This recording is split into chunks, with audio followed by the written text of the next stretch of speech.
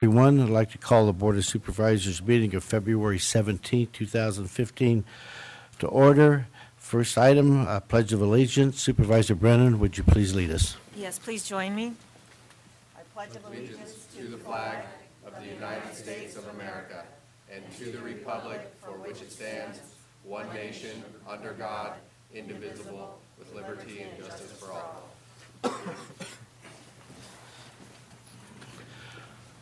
First item on the agenda is a consent calendar. You can get up and speak on anything that is not on the printed agenda. Or public comment on the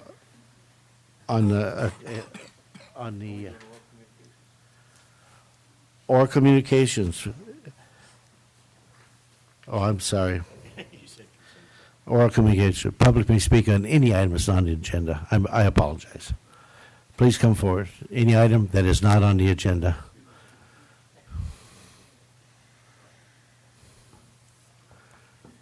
Members of the board, Mr. President, my name is Bruce Erickson. I haven't been here for about 5 years. I wound up getting a head injury from skiing, and that pretty much took me out for about 3 years. And then I got cancer, and I still have some chemo brain, so sometimes I don't communicate very effectively, but please feel free to ask me questions if I sort of lose it here. The reason I'm here today is because I wanted to bring something to your attention that I've been trying to work on for the last 5 years, but because of my head injury and then the cancer and chemo and radiation, I haven't been in a condition to be able to communicate with you, and I've spent a lot of time with shrinks and anger management. I bought a house in Twain Harte in 2002 and began to remodel it soon after that time. In early 2005, my wife and I were robbed, and some of you know about this. I think Craig Pedro probably remembers this. We had 3 guys come into our house, and I wound up finding them there and took the first one down the stairs and got him down, took the second one down the stairs, got him down. The third guy came out with a hammer, so we let him run, and I went over to the high school and looked through old yearbooks till I found out who they were, and we got them hooked up the next week, and they all get to spend about a year in prison. They had robbed roughly 20 houses in the area before they got to our place, so that was an unfortunate time, but I got paid roughly $4,000 in restitution. One of the things that came to mind at that point is that I wasn't going to get robbed anymore. It just wasn't going to happen. And the next time I found some guy in my house, I'd beat the hell out of him before I let him up. But in fact, we did get robbed. And we got robbed surreptitiously. We got robbed because we bought a house that had been built by one of the county building inspectors, and at the time I figured, oh, this is great. I got a house that's built by a county building inspector. It's going to be really nice. Well, what I found out when I went to start remodeling it is that he had done a lot of work on that house without permits. In fact, he had done a lot of illegal work on the house, a lot of dangerous work, and not only that, but when I went and spoke with him about this, he confronted me and basically told me to go pound sand. So I thought, okay, well, I'll go ahead and have to sue you. So I did. And we settled one day a fraud suit with him for $50,000 because he didn't want it to come to trial. That was about a year after I had had my head injury, and I needed to take some pressure off because I didn't want to have to go to trial on this. During that time, we took depositions of people like Craig Pedro, et cetera, and he's pretty well aware of this situation, as I think Bev Shane was. But this guy, as a building inspector, they tried to can him about 2 weeks before he was going to retire. Then he fought it, and they let him retire with his full retirement, but they never asked him to come back to work. And I don't know what the ins and outs of that was, but I know that there were some real problems with his behavior during that time he was a building inspector. Well, why am I bringing this up? Because I realized that there were some things that went on in terms of cover-up and fraud that I think the county is probably responsible for. And when I talked with Craig and Greg Oliver about this at one point, maybe 4 years ago, they pointed out I'd have to sue the county in order to get any action out of them. And I was just in no condition to do that. I was having real problems, and then it got worse. So I'm bringing this up to you because I would like you guys, as conservative members of the Board of Supervisors, to help me find a way to get compensation from the county without having to actually sue you. And this goes deeper than just my situation, because I found out during this time that this guy had basically been doing favors for contractors during his 15 or 20 years as a building inspector. And sorry, John, am I going over time? I'll break it off here. We in only about a have minute. 15 minutes for that. No, but- no problem. Okay, thank you. This has cost me thousands, and I'm trying to save the county Please money. go ahead. Okay? Please go Thank ahead. you. So the other thing I found out is during our remodel, we had steel work done, and this was also inspected by the county, and it turns out that there were whole welds that were missing. And I had to bring my own inspectors and welders out of the valley to get this corrected. So I'm asking you guys to talk to me at some point in time, because this guy went on to get thrown off several boards for sexual harassment afterward. He's on a board now. And you guys need to go back and clean up some of the stuff that the earlier employees did that was covered up. Thank you very much. Thank you. Next, please. Greetings again. My name's Paul McNall, child advocate, and I'm here because it's my moral responsibility. I'm advocating for child welfare services restructuring, not reform, but restructuring, because it's run more like a business. It's got layers that we need to look at. And one of the layers that I'd like to insert into that system is shared family care, which is a nationally accepted program wherein the families remain united with their children, which is extremely important. It's supposed to be the main objective of child welfare services. When all else fails, then yes, you look for grandparents, and then it goes to foster care, and boy, that's the worst case scenario there. So there needs to be another layer in there, and that's shared family care.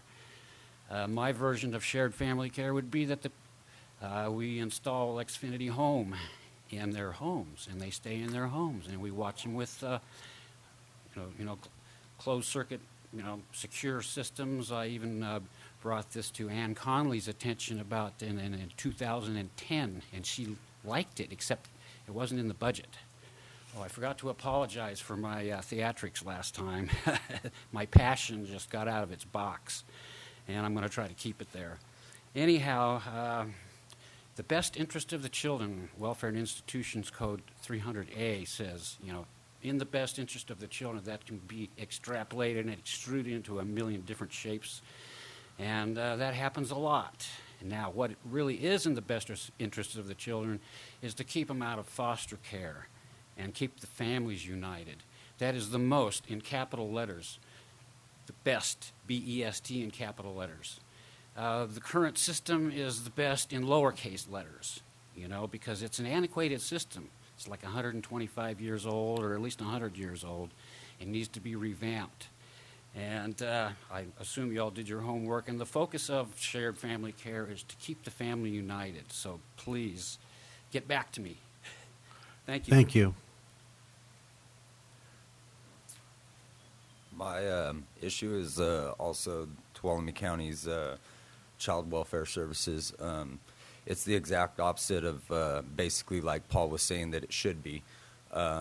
Basically, it should be, keep the parents reunited with their children. It should be grandparents next, then foster care. Well, it's going foster care, and then they look into other facts. There's more abuse being done by these children to these children that are in foster care now than being in the care of their own family. I got proof of where medications are being given to children.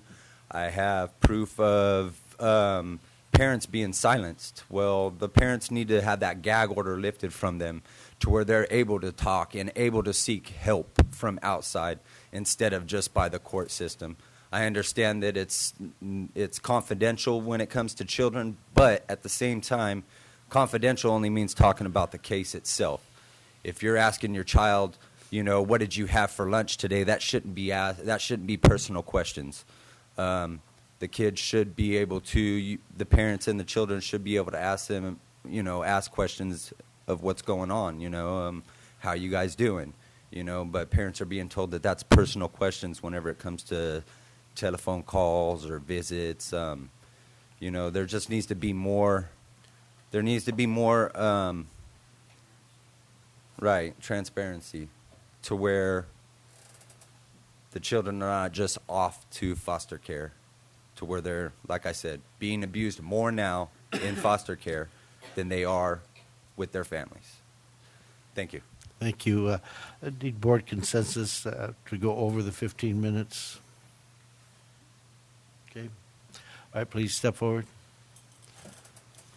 Hi, my name is Sheila. I've never been here before, but members of the board, I'm a devoted wife. I'm a devoted mother.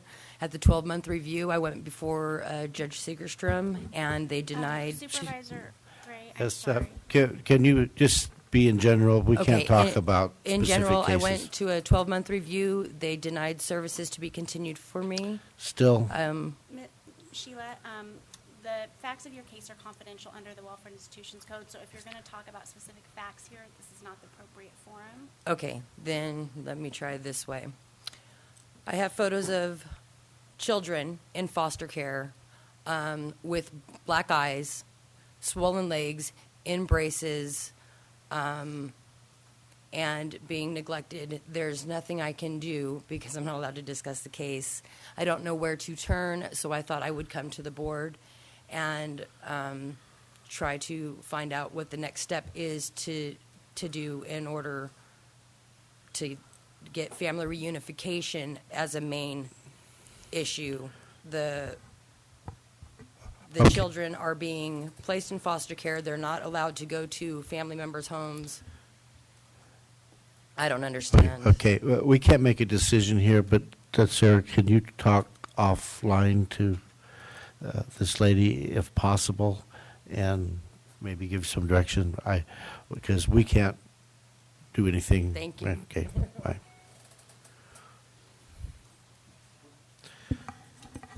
Good morning, Mr. Chairman, members of the board. I'm here on a very light and happy note to tell you a very exciting celebration that we're having at ATCA.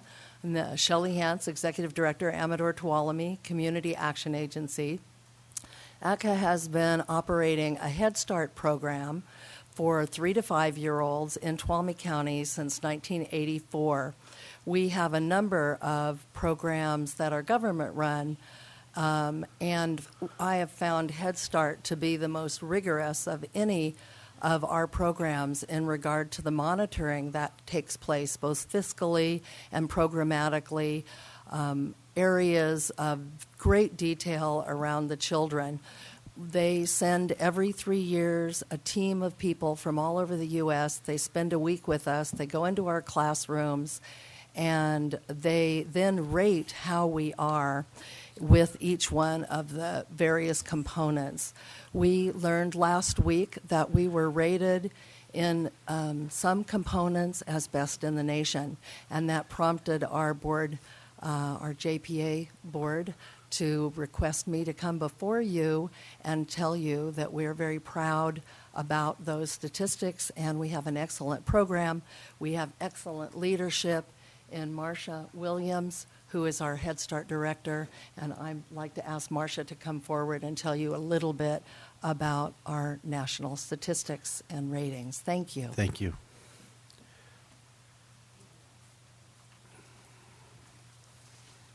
Good morning. So as Shelley said, that last year in 2014, we had a 4-day monitoring visit. We had 7 people from all over the country looking at every aspect of our program. One of the things they look at is how our teachers interact with our children, and they have a ranking system for that that's called class. And so as you can see before you, that ATCA scores in the class, we found out in June of last year that we were the highest in Region 9, which is 4 states. And then, as Shelley just said, now we have found out that our scores were above the highest 10% in the nation. And so that's very gratifying to us. And I'm very proud of our teachers who work very hard with our children.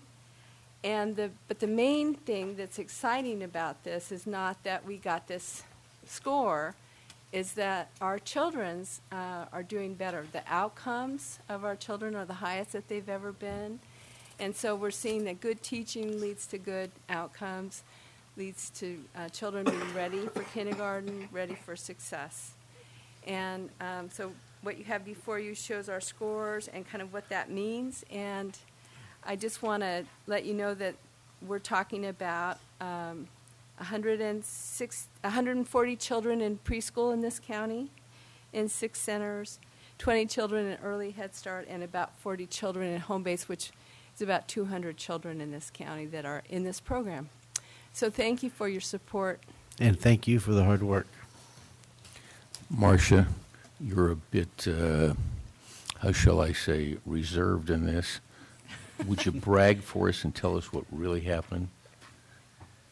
I think I did. Well,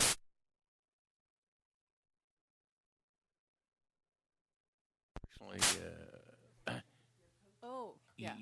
have been selected to do some coaching. Best in the nation. I mean, that's a pretty big deal. Yeah. Thank you. Thank you. Anyone else wish to speak?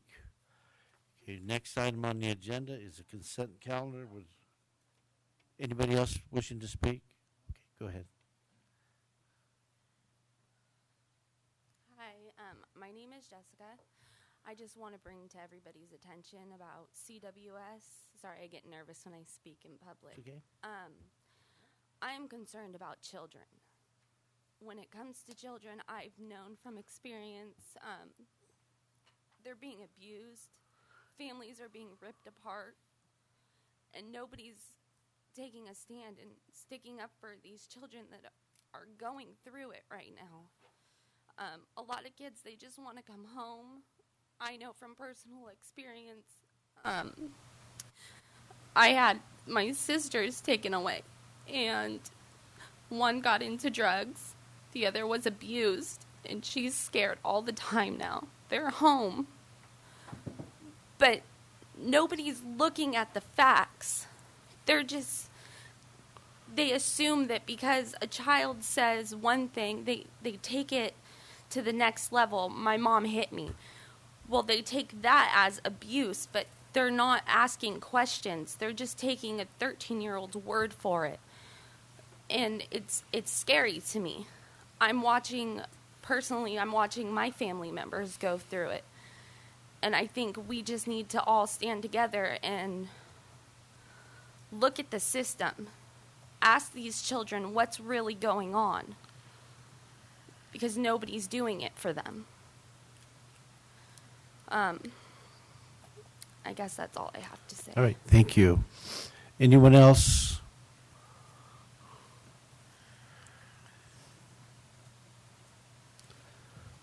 Hi, my name's Alexandria Baker.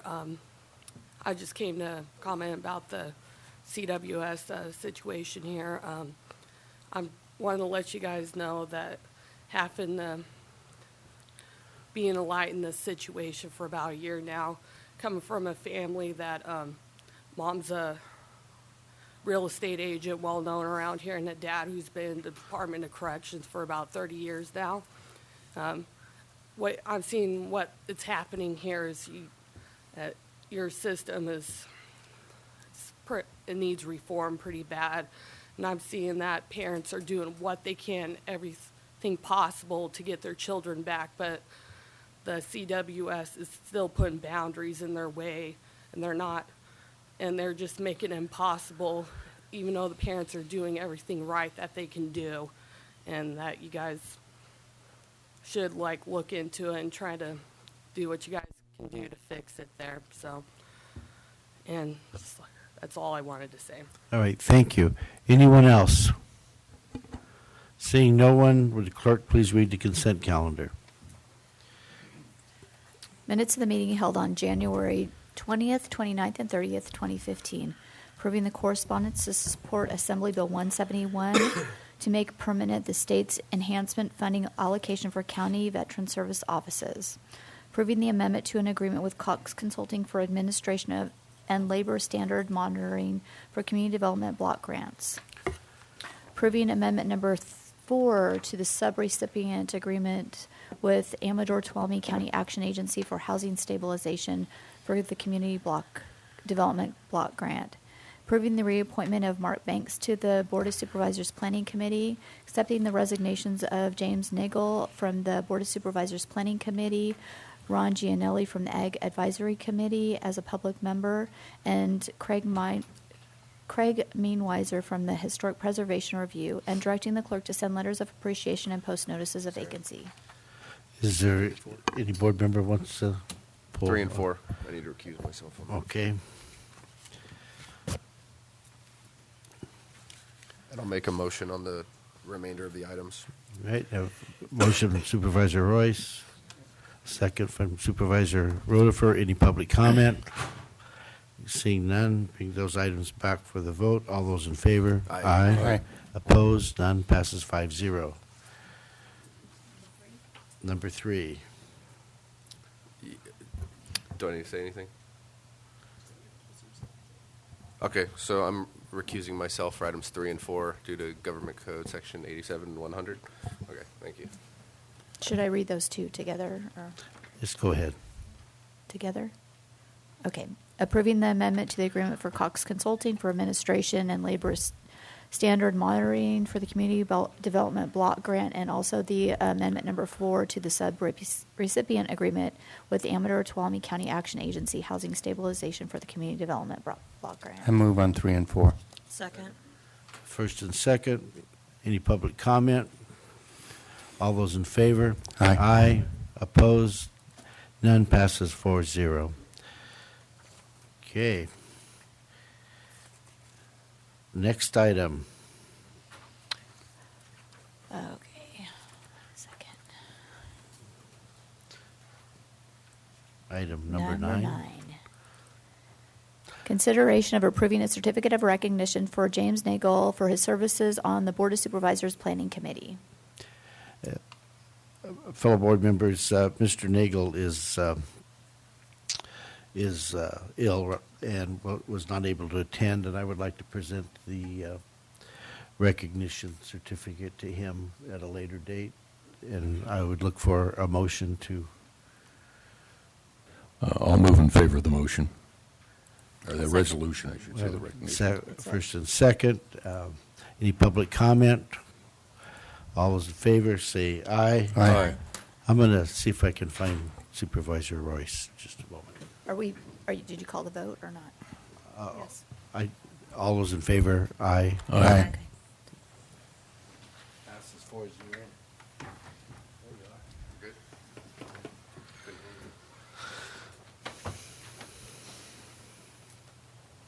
Going to go with 10?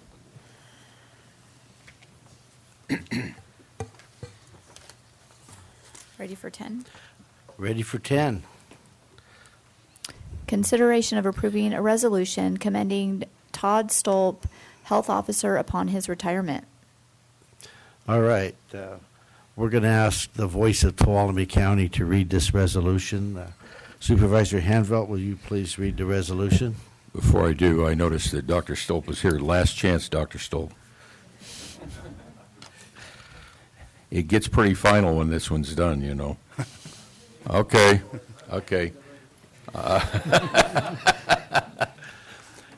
Okay, ladies and gentlemen, we've been blessed to have Dr. Stolp for a long time, and so I'm going to read this resolution. I hope he doesn't get too swelled ahead by this, but this is all sincere, and it's kind of a documentary of what his contribution is to the community on paper, but it's a lot more than that. So here we go. Resolution of the Board of Supervisors of the County of Tuolumne. Whereas on January 13, 2003, Dr. Todd Stolp was hired as the county's public health officer and emergency medical services medical director and has served in those capacities continuously since that time. Dr. Stolp has announced his retirement effective February 21st, 2015, after more than 35 years of working in the field of medicine, with 31 of those years working with the citizens of Tuolumne County and the last 12 years as the county public health officer. And Whereas, with regard to his role as the Tuolumne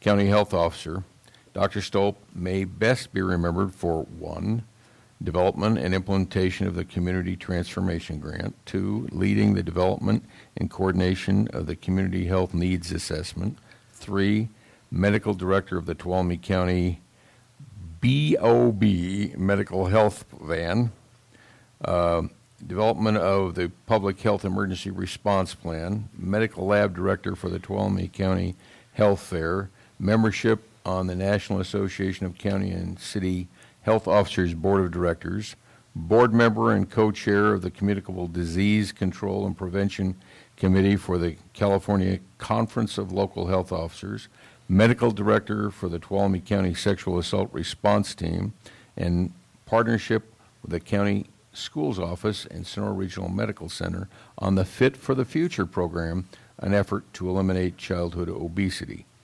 And whereas, in addition to his work as the county's public health officer and EMS medical director, Dr. Stolp served the residents of the county in many other capacities, including as president of the Tuolumne County Medical Society from 2003 to 2005, director of the Tuolumne County General Hospital Primary Care Clinic from 1985 to 1987, chief of staff of the Tuolumne General Hospital from 1990 to 1992, member of the Mental Health Advisory Board, member of the Adult Day Health Care Committee, member of the Head Start Advisory Board, and chairperson of Ethics Committee, Sonora Regional Medical Center. And whereas Dr. Stolp has served on a multitude of national, state, and local boards, committees during his tenure with the Tuolumne County Public Health Department, including First Five Commission, Yes Partnership, Tuolumne County Suicide Prevention Task Force, the California State Vector Control Advisory Committee, and the Community Indicators Project Executive Committee. And whereas Dr. Stolp has educated community members on a myriad of public health issues, including communicable diseases, prevention of chronic disease, immunizations, incidents of suicide, homelessness, health care reform, extreme weather impacts, and extreme health issues by writing numerous newspaper articles, giving interviews, and providing testimony in front of state legislatures. And whereas Dr. Stolp has been a tireless advocate for improving access to health care and raising awareness of public health issues, and has gone above and beyond in performing his duties as county health officer and EMS medical director for the past 12 years by modeling unwavering dedication, passion, and humility in all his professional endeavors. Now, therefore, be it resolved that the Tuolumne County Board of Supervisors wishes to thank and commend Tuolumne County Public Health Officer and Emergency Medical Services Medical Director Dr. Todd Stolp for his outstanding service to the County of Tuolumne and its residents, and wishes Dr. Stolp and his family great happiness and enjoyment in retirement. Adopted by the Board of Supervisors of the County of Tuolumne on February 17, 2015. Now, I would like to make one comment before I turn it back. The reason I stopped reading was we ran out of paper. I would like to say thank you to Dr. Stolp. He has advocated for health in all policies. He has done that not just here but other places. He led the medical response during rimfire, and I saw him in action tirelessly down at the evacuation center and other places. This man is truly a remarkable, dedicated public servant. Thank you. Is that a motion? Okay. What I'm going to do is... yeah, I'd like to move we approve this. Second. And second, and before I call for the vote and other board comments, I would ask for public comment. If anybody from the public wishes to get up and speak, please come forward.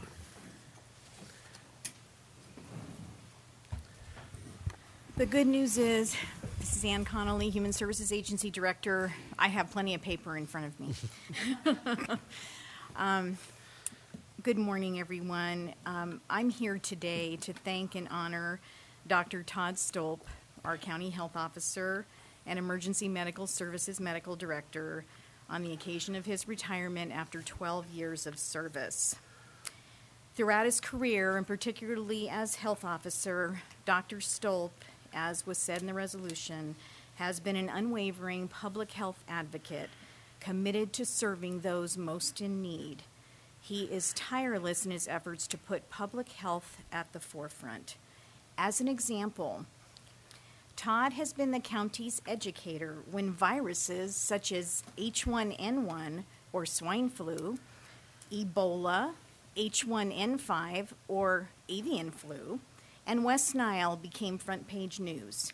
He provided factual information in a way that anyone could understand, reducing the fear factor associated with these illnesses. He's written numerous articles and columns for the local newspaper, has been interviewed countless times on the local radio station, and has provided community presentations whenever requested. He's not only identified public health concerns, but more than that, he has brought the community together to address those concerns. Over 8 years ago, some will remember this, some may not, Dr. Stolp became the facilitator of a group that reviewed and recommended changes to an ordinance that resulted in the board approving modifications for special design septic systems. While this group certainly had differing opinions, Todd had a way of bringing people together in a cohesive fashion, working to problem solve and find creative solutions. Working with the county schools office and various school administrators, Todd brought the Bob Van Be On Board to life, receiving funding from the schools, Sonora Area Foundation, community donors, and insurance billing to bring health care to school sites. The trust that was built between the Van's medical staff and the youth they serve made a difference in helping those children who needed emotional and physical supports from community service providers. He also partnered with the county schools office and Sonora Regional Medical Center in the Fit for the Future program, an effort to eliminate childhood obesity within the county. I've known Todd a long time, and what I can say is he believes that the poorest and most vulnerable among us deserve access to quality health care, and that it is our responsibility to make it happen. When one hears the term customer service, Todd exemplifies what it means to go above and beyond. He has responded at all hours of the day and night as medical director for the sexual assault response team. He has assisted child welfare when an abused child has needed a professional medical assessment. He has personally gone to a citizen's home when their septic system stopped working and they needed immediate help. He offered his help when a young person diagnosed with cancer needed help getting access to care and medical insurance. During the rim fire, as Supervisor Handbelt has indicated, Dr. Stolp was at the fairground shelter, tending to those who needed a safe place to stay while ensuring their ongoing health needs were met. When he wasn't there, he was at all EOC meetings, working with the air pollution control officer to track the air quality and its impact on at-risk individuals, and disseminating information on public health risks. Dr. Stolp has been an integral part of the Suicide Prevention Task Force, working on interventions to reduce this cause of death in our rural county. He has also become an expert on the many facets of the Affordable Care Act with a focus on reducing the rates of the uninsured within the community. Dr. Stolp is also what I would call a Renaissance man. He has been an author and illustrator of books, a beekeeper, a pianist, and an exceptional public presenter. I've learned something new about health every time Todd does a presentation. He was asked by his peers at the California Conference of Local Health Officers to testify in front of the California legislature. A daunting task, to say the least. He was selected by his peers to be the Region 9 representative from California on the National Association of County and City Health Official Board of Directors. With his photographic memory and exceptional work ethic, which included most evenings and weekends, there was no medical research paper or statistical data analysis that escaped his attention. As talented and capable as Dr. Stolp has been in fulfilling his duties as health officer, he has never sought public accolades and has approached his job as many public servants do, with dedication, commitment, and passion for the mission of promoting health well-being for our residents. He will always be remembered as a key educator and ambassador for the promotion of prevention and intervention efforts to effect changes in managing chronic diseases within our community. Ever the humanitarian, Dr. Stolp will put his talents to good use over the next few months, helping with the efforts to eradicate the Ebola outbreak in West Africa. The good news is he will be returning to Tuolumne County after that, and I can't wait to see what adventure awaits him. On behalf of Public Health and the Human Services Agency staff, we thank Dr. Stolp for his many years of service, 12 years as county health officer, and we wish him well in retirement. Thank you, Ann.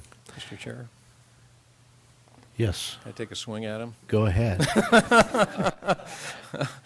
No, first, I'm looking over at Martha, and Martha, thank you for sharing your hubby and yourself, because you've been a key part in partnership with him and supporting him and doing your own career.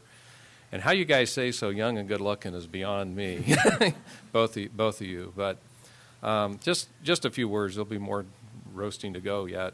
But I've had the privilege of knowing Todd almost the entire time he's been here. I think I scarred him for life when he did my physical at Tuolumne General Hospital 30-some-odd years ago. I know I scarred you for life with that experience. But he's been my personal physician. I tracked him down when he was with the tribe, saying, would you please come to work, for us as a health officer here. And it didn't take too much twisting, though, as I recall, because he had a calling. And any of us that feel a calling in life need to follow that. And Todd, you got so many talents, but it was a time for you to be our county health officer. You've embodied what I think of as a health officer. You live it, you breathe it, you preach it. You're so sincere about it. Anyone can look in those deep blue eyes of yours, and yes, I'll follow you anywhere, and I trust you. And people, you deserve that trust. Because you just give your life to public health.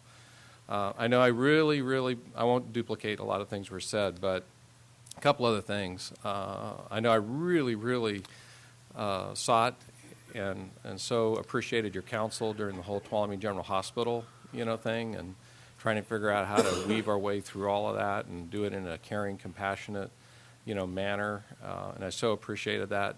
Todd and the county benefited, from the counsel that you were, quietly giving, on that. There were times where this guy gave up pay for the benefit of the health department. We didn't talk a lot about that, but another guy, just his humility is incredible. So wonderful. But we have good things to look forward to. See someone sitting next to you, big shoes to fill. But it's just a chapter of life that's going to close, a season of life that's going to close here with Tuolumne County Public Health. But like Ann said, there's more to come. You got too much juice left in you, and I'm sure you're going to serve this community and those beyond, very, very well. And I just so appreciate you personally and professionally. Thank you, Todd. Okay, anyone else?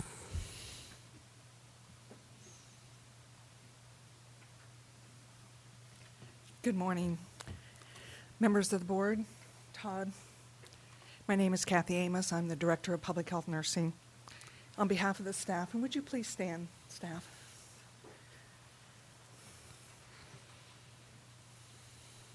As you can see, we represent, and some of our staff members weren't able to be here, but it is indeed a pleasure to be here before you in recognizing Dr. Todd Stolp on his service to all things public health.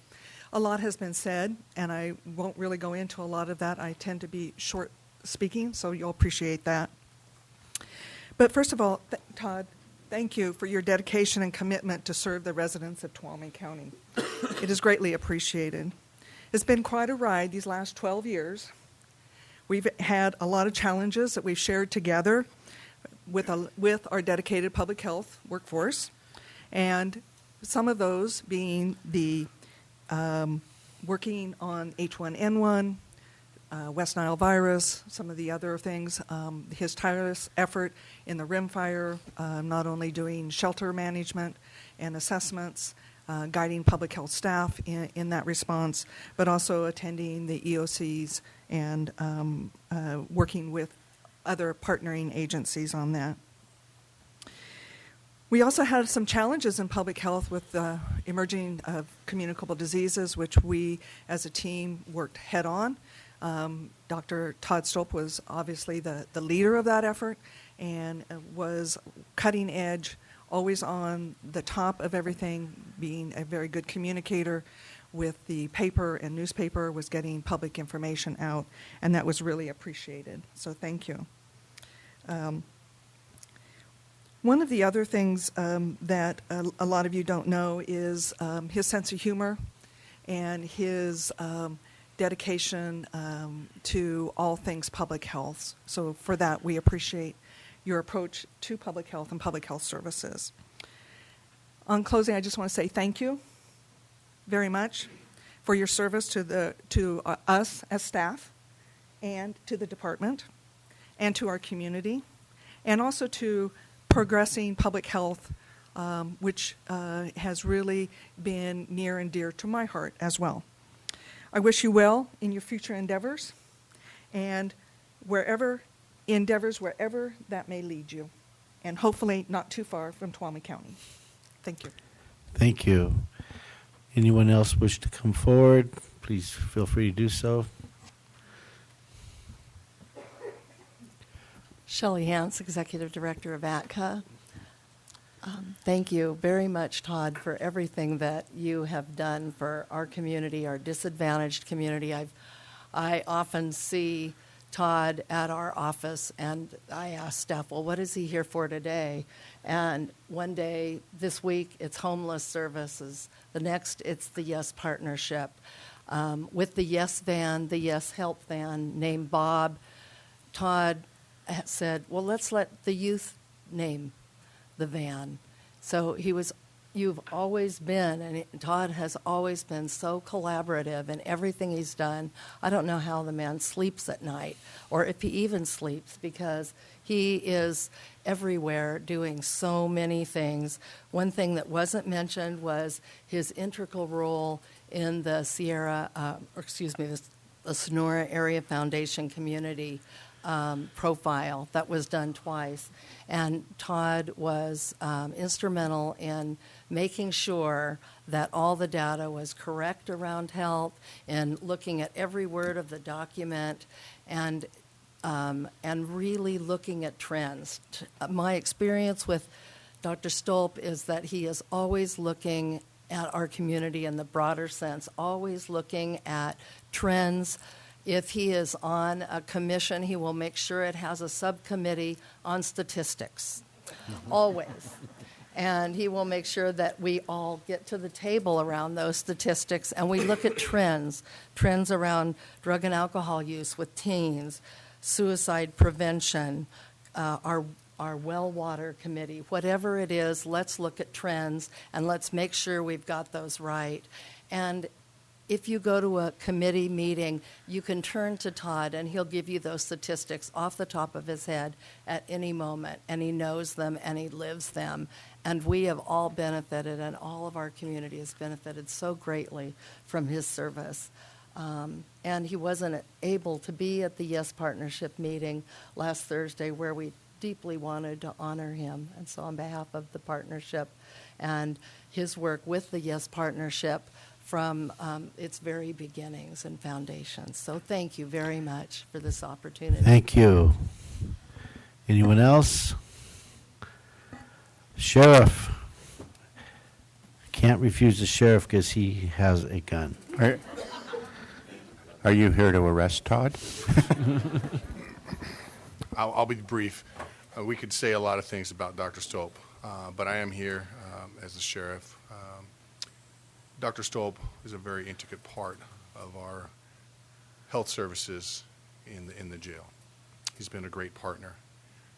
He's been a man who understands, because the bottom line is always budget when we talk about the jail. But we have to provide care. We have to provide it in a humane and proper way. And he has done nothing but that. Now I'm here, and I want to thank him for that, for a great partner as a department head and as a giving that care to those folks. On a personal note, I've known Todd and Martha for 27 years. He's delivered 3 children. He's a great friend. And what Craig said about he has earned the respect because it's always been and always will be about others. And I'm very grateful on a personal note. And my wife and Sharon want to let him know good tidings, as he always would say, cheers, and good luck to he and his family. And we will miss him greatly. Thank you. Thank you, Sheriff. Anyone else? Okay, I'm going to bring it back to the board if the board wishes to have any other comments. Supervisor Rodefer? Sure. Known Dr. Stolp a very short time compared to most of the other people that have spoken, but I think for those of us that went through it, rimfire forever changed us, and there's a stamp on our foreheads as a result. And I just have to tell you, I'm not sure the citizens of Tuolumne County truly appreciate all the wonderful things that you've done. We've heard them, but certainly in rimfire, your efforts to make sure that our citizens were taken care of was monumental, and I really personally appreciate that. And don't get too close to that Ebola. Okay. Supervisor Royce. Just a quick one. There's been some great words said about Dr. Stolp today, and I just want to say that I really appreciate everything that you've done, and you are a remarkable person, and it's been a pleasure to be around you for the last few years, and I wish you the best. Yeah, I would just add, the first time that I really had the pleasure of working with Dr. Stolp was when I was on the county school board, and it was H1N1, and all the children had to, recommendation for all children to be vaccinated. And we all know the controversy that can surround childhood vaccinations. And when I watched Dr. Stolp put a plan into action and be able to communicate that plan, and we've heard community trust. It was unbelievable how it moved through all the schools in the county without a glitch. And it was done rapidly, efficiently, and it was so effective. Dr. Stolp, you're an amazing individual, and I wish you the very best. Thank you for everything that you do for the citizens in this county. Okay, my turn. I think about 6 years ago, when I first met you, and I think the first time I saw you do a presentation was up at Tuolumne at the Memorial Hall when we you did the presentation on smart growth and how it related to health and stuff, and not knowing you, I'm thinking, is this guy a doctor or is he a comedian? Because you just did such a wonderful presentation and you made it fun for everybody. But when I think about you, and while I always will think about you, I will think about you how humble you are and what such a nice guy you are. You're just great to be around, so thank you. And with that, I'm going to ask for a vote to accept the resolution. All those in favor? Aye. Opposed? None. Passes 5-0. Could you come up here? We'd like to present a couple things to you.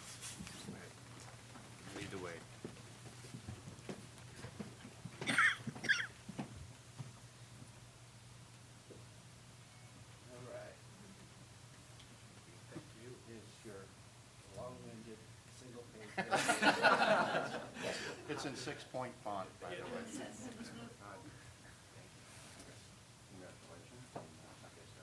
Stay healthy, okay? Thank you so much. Come back to us.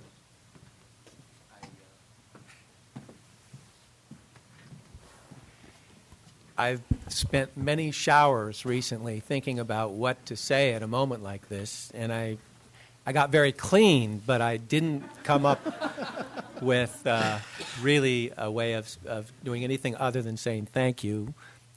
First of all, to my wife, Martha, but also to the board and to the people of Tuolumne County. and certainly to my staff, our staff. And when I hear the list, it's very clear that that's not achievable without a group, without a community. And so I thank you.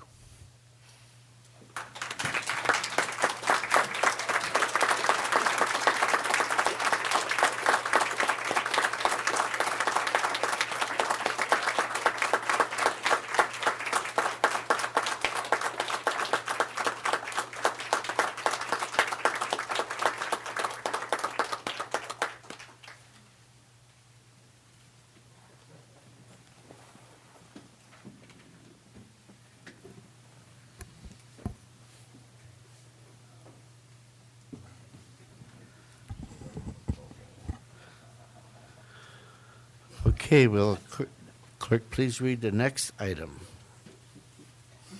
Item number 11 is consideration of approving Dr. Lisa Ortiz as the County Health Officer effective April 2nd, 2015.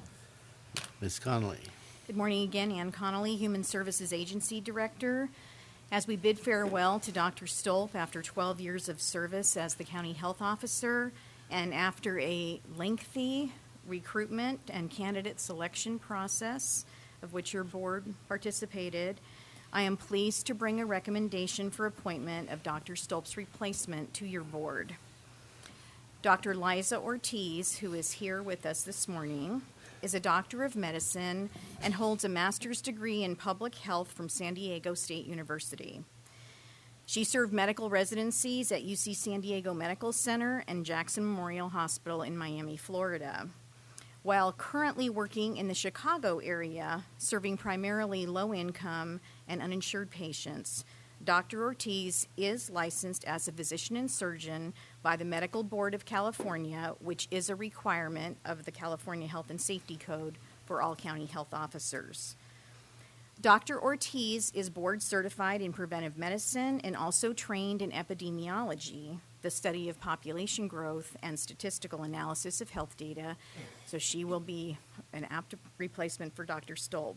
She's excited at the opportunity to improve and maintain the health of Tuolumne County residents, and she believes in focusing on the prevention of chronic disease through lifestyle interventions, which will lead to better health outcomes for residents.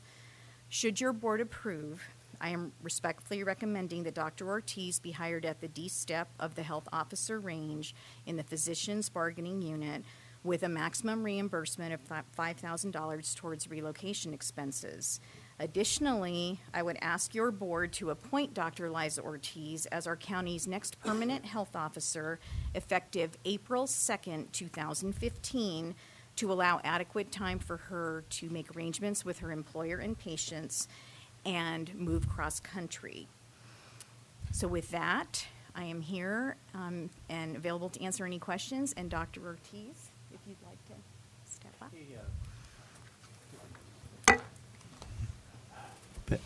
Could I call for some public comment first, and then I'll do the vote?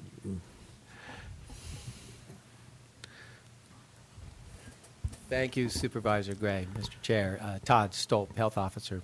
At this point, I want to say that one of the most concerning issues as retirement was being contemplated this last year was what the next step was for Tuolumne County. And I cannot tell you the joy I experienced in spending some time this weekend with Dr. Ortiz. I am absolutely confident that the county will benefit from her expertise, from her training, her dedication, her absolute honesty, and straightforward approach to health care. She has worked in a safety net clinic in the Chicago area, and there has not been a pause in her ambition and enthusiasm and interest in doing what is in the best interests of those who need the attention. It's odd that I was as confident as I was when I first spoke with her, but I think you will find her in her communications and her insights an incredible asset, and just bewildering how we were fortunate enough to have this particular applicant. I would tell you some stories of this last weekend, but I'll have to do that in private because it's pretty remarkable. But I wanted to put in that comment because I think we're very fortunate. And I want to add to that, well, I'll say something a little bit later about our EMS medical director coming up, but certainly I wanted to endorse and give my highest satisfaction that the county will be in good hands. Thank you. Okay, and we're going to let the doctor come up here in a minute, but I'm going to ask for a motion from the board. So move. Second. First and second. And before the vote, maybe we ought to hear from you. Give you an opportunity to back out. Or After hearing everything that you guys said about Todd, anyway, obviously I have very large shoes to fill, but I have had an amazing weekend starting the transition, and I'm very much looking forward to continuing the good work in public health here. So. Thank you. Okay, with that, I'll call for the vote. All those in favor? Aye. Aye. Opposed, none. Passes 5-0. Welcome.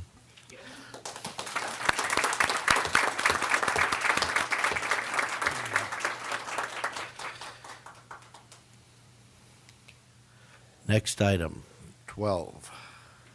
Consideration of approving Dr. Kenneth Renwick as a county health officer interim and approving the associated professional service agreement for February 22nd, 2015 until April 2nd, 2015. Good morning again. Ann Connolly, Human Services Agency Director.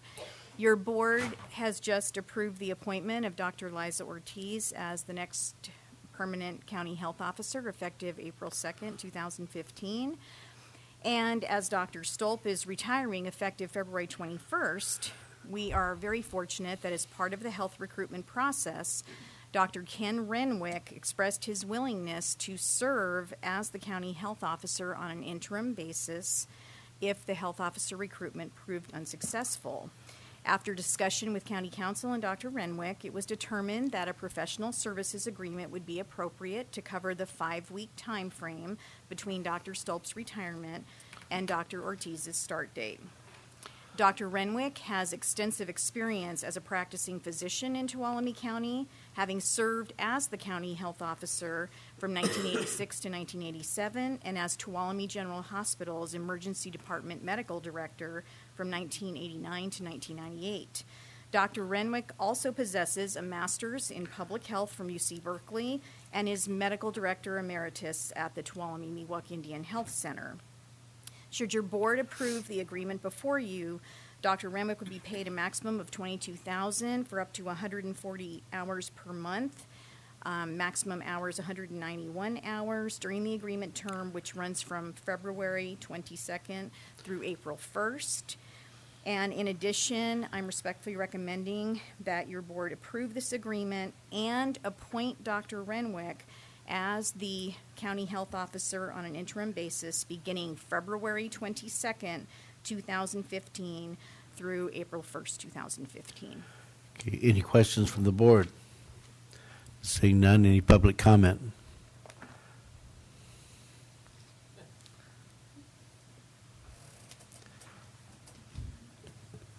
You already had your turn.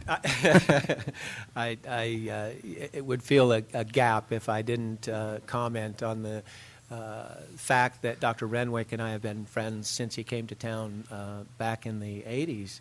And there have been conversations and phone calls and consultations going both directions that I've always recognized Dr. Renwick's commitment to public health as demonstrated by the fact that he served as a Tuolumne County health officer for a period of time.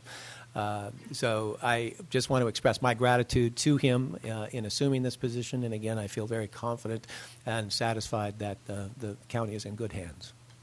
Thank you. Any other public comment? Seeing none, bring it back to the vote for board for a motion. So moved. First. Second. Second by Brennan. All those in favor? Aye. Opposed, none. Passes 5-0. Item 13. Consideration of approving an agreement with Dr. Freeman for EMS Medical Director Services beginning February 17th, 2015 through June 30th, 2020 with a base, well, I don't need to do that. That's it. Mr. Boyack. Mr. Chairman, members of the board, Steve Boyack from the Human Services Agency. The Tuolumne County Emergency Medical Services Agency was established in this county in 1982. As such, we are required to employ a licensed physician to act in the capacity of our EMS medical director pursuant to the California Health and Safety Code. With respect to the EMS medical director and their responsibilities to EMS here in Tuolumne County, the responsibility to lead the Tuolumne County EMS agency to ensure that there is efficient and timely delivery of quality emergency medical services here in Tuolumne County. Now, Tuolumne County is unique in the sense that we're the only county left that has a health officer in place that acts as in the capacity of a health officer and an EMS medical director. With respect to Dr. Stolp's notification of retirement, we took advantage of a recommendation that he provided staff, as well as did our research statewide, and took the opportunity at this time, actually back in October, I will speak to that, to bifurcate the duties of the health officer and the EMS medical director, to establish and remain currently with health officer being a county employee, by where we have bifurcated the EMS director duties out of the health officer duties in the form of a contract. And that's why I'm here today. With respect to that bifurcation, we were before your board to notify your board of our activities back in October. And as such, in December, we drafted an RFP. The RFP went out for the EMS medical director. We received 2 proposals. Those 2 proposals were scrutinized. They were scored. We had a chance to interview both of the folks that submitted proposals. And it is my pleasure to announce that Dr. Kimberly Freeman, she is a medical doctor, was selected to enter into negotiations with the county for our EMS medical director contract. Dr. Freeman is a board certified in emergency medicine and is highly experienced in local and rural EMS issues. She is currently employed at the Sonora Regional Medical Center. She is an emergency room physician. She also works in the capacity of the rural clinic here in Tuolumne County as their director, and she also works in the capacity of as in the capacity of the base hospital EMS liaison from SRMC. It is expected that Dr. Freeman will work about 20 hours a month in her capacity as the EMS medical director. With that, it is respectfully recommended that your board consider and approve an agreement between the county and Dr. Kimberly Freeman as the EMS medical director, beginning today, February 17, and running through June 30th, 2020. We will compensate Dr. Freeman at a rate of $20,250 through the rest of this fiscal year and $36,000 per fiscal year thereafter. And I would respectfully ask that you authorize the county administrator to sign this agreement. I will respond to questions. Thank you. Any questions from the board? Seeing none, any public comment?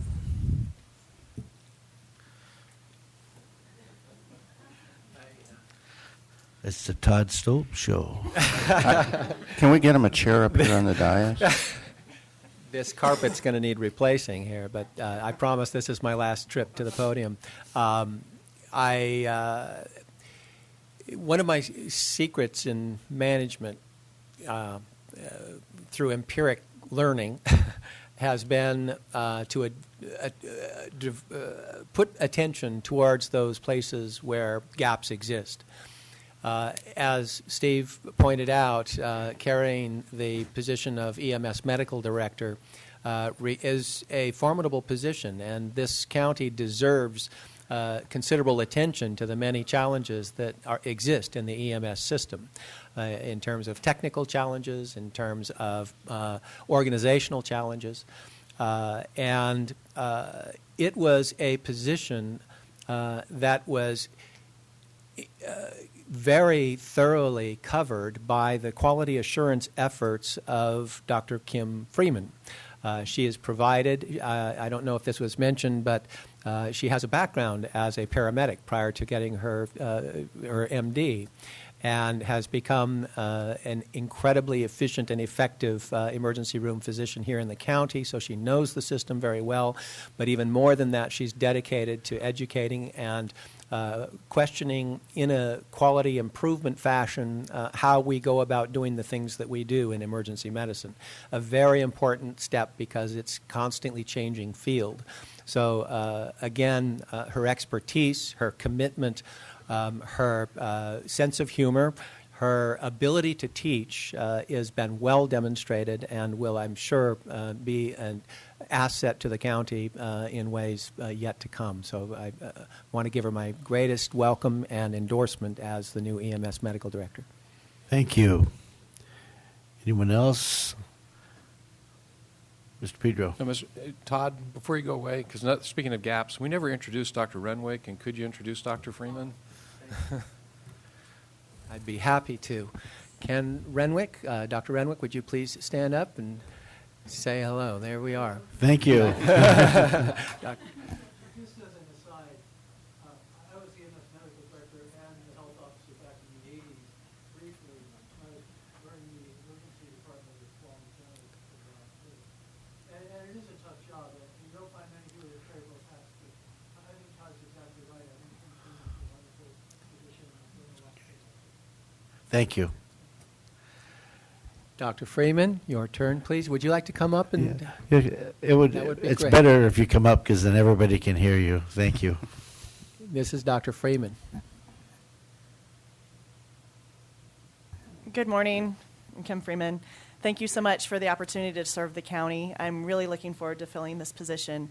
I've been working in EMS in various facets, starting as a firefighter for over 20 years, and I think that we'll do a great job in this county. So I'm looking forward to it. Thank you. Thank you very much. Okay, anyone else? Bring it back to board for a motion. I'll move on staff recommendation. We have a first and second. Any more public comments? Seeing none. Oh, Supervisor Hanveld.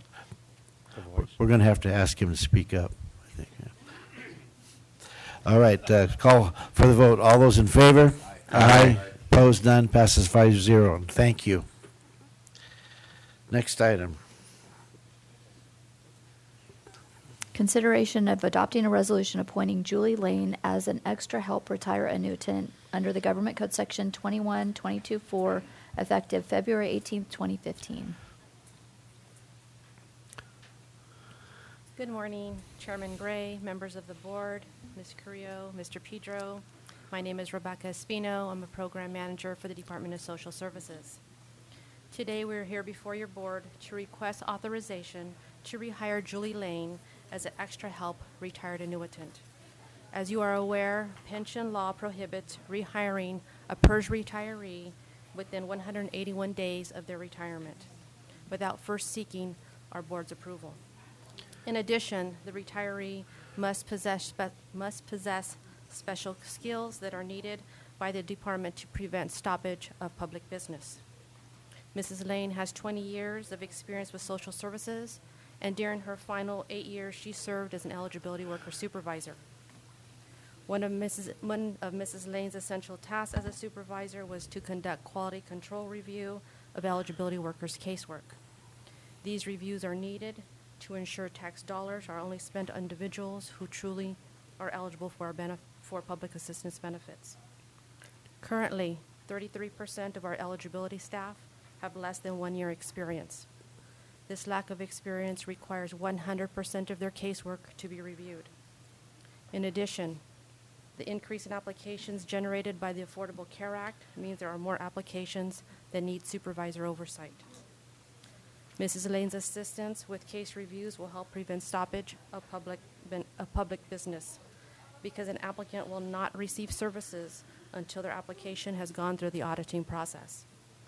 Furthermore, these audits not only ensure quality casework, but also serve to mitigate potential fraud, which is not always apparent in our newer employees. Rehiring Mrs. Lane will not affect the general fund because her salary is fully funded by federal and state dollars. In closing, we recommend your board approve the resolution to appoint Julie Lane as an extra help retired annuitant to perform the duties of an eligibility worker supervisor. Thank you. Thank you. Any questions from the board? Any questions from the public? Seeing none, I'll bring it back for a motion. I'll move on staff recommendation. First and second. Who's the second? Do we have one? I'll second. Sherry is second. And all those in favor? Aye. Opposed? None. Passes 5-0. Thank you. Next item.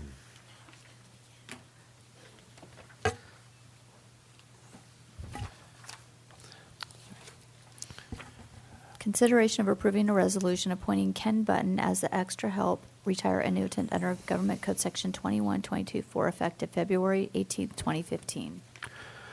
Now, this is probably going to be the same reasoning behind the previous one. Is that correct? Pretty close, except Mr. Button is not a supervisor. He was a line staff, so we need him to help us process about 800 applications that were generated from the Affordable Care Act, the end of open enrollment that happened on Saturday. I can go through my whole presentation, but that's the gist of it. But I think we're pretty clear on, Okay. on what it is. Unless, is there any more questions from the board? Seeing none, public comment.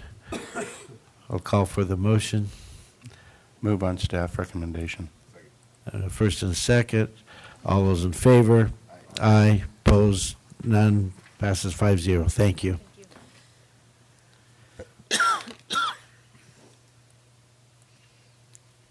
Ready?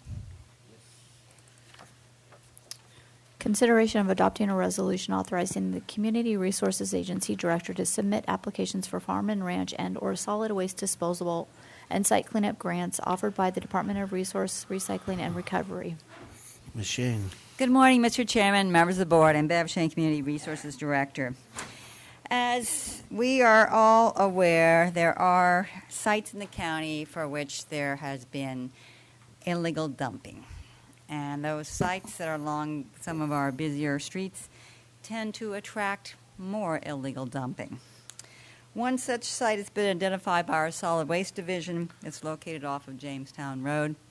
The property owner would very much like to clean up his property, but he has asked for financial assistance to do so. Fortunately, the Department of Resources Recycling and Recovery, known as CalRecycle, does have grant funding available through two different programs, the Farm and Ranch grants and also the Solid Waste Disposal and Site Cleanup grants. This particular site is an agricultural parcel, so it does meet the qualifications for a Farm and Ranch grant, and that would be able then to pay for the full cost of the cleanup. The property owner would not be required to then pay it back. The other type of grant that's available, the Solid Waste Disposal and Site Cleanup Grant, is specifically to help agencies clean up illegal disposals, but that does require payback of that funding. So today I'm here to ask your board to authorize the Community Resources Director to submit applications under these programs as they become available, and by adopting a resolution.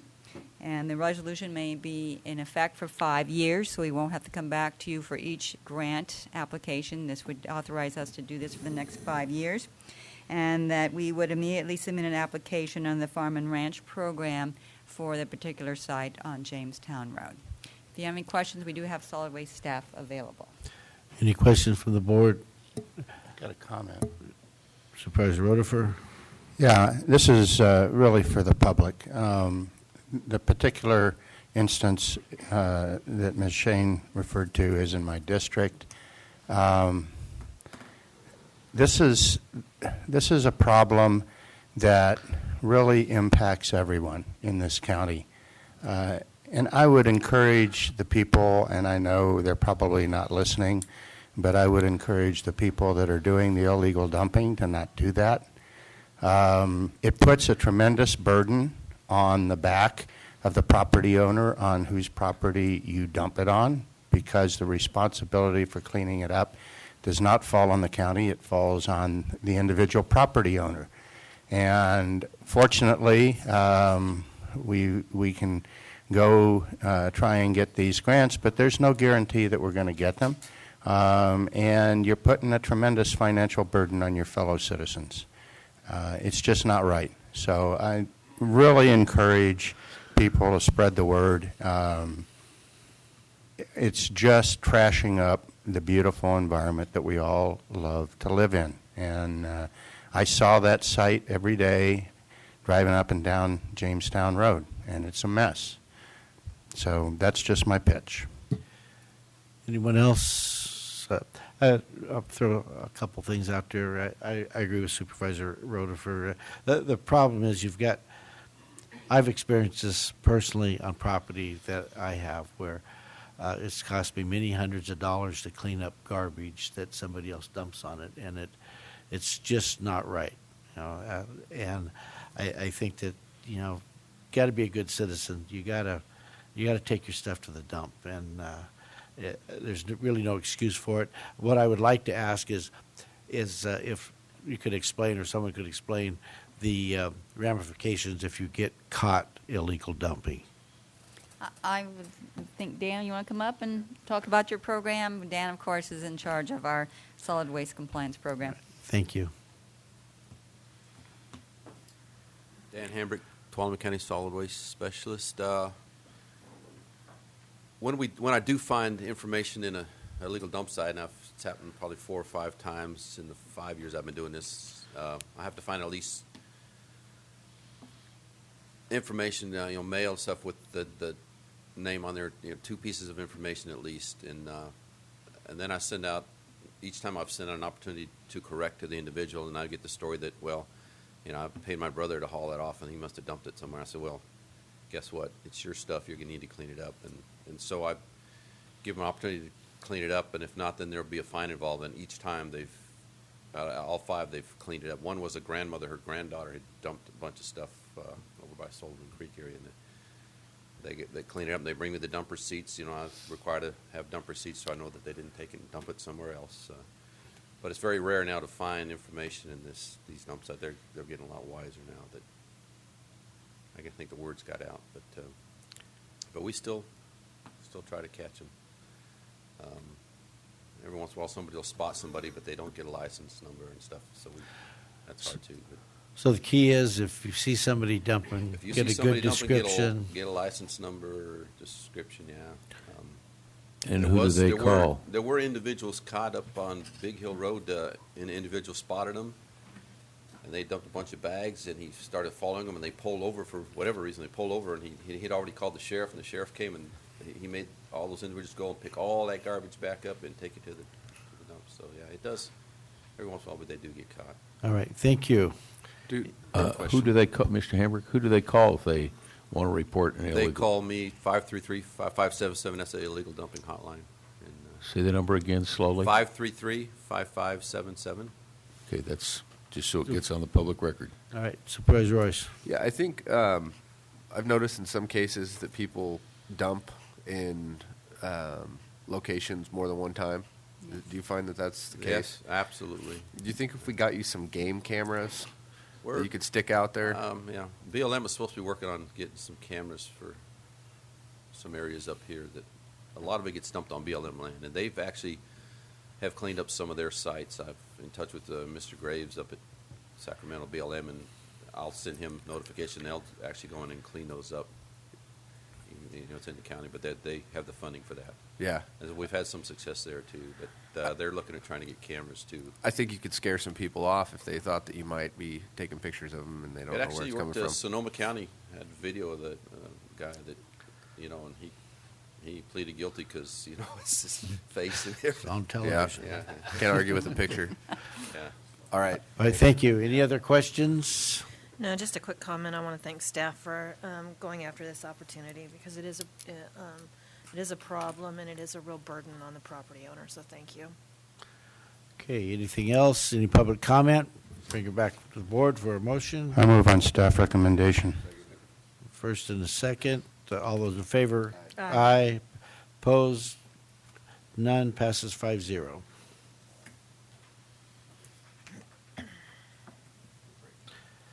Let's take a 10-minute break.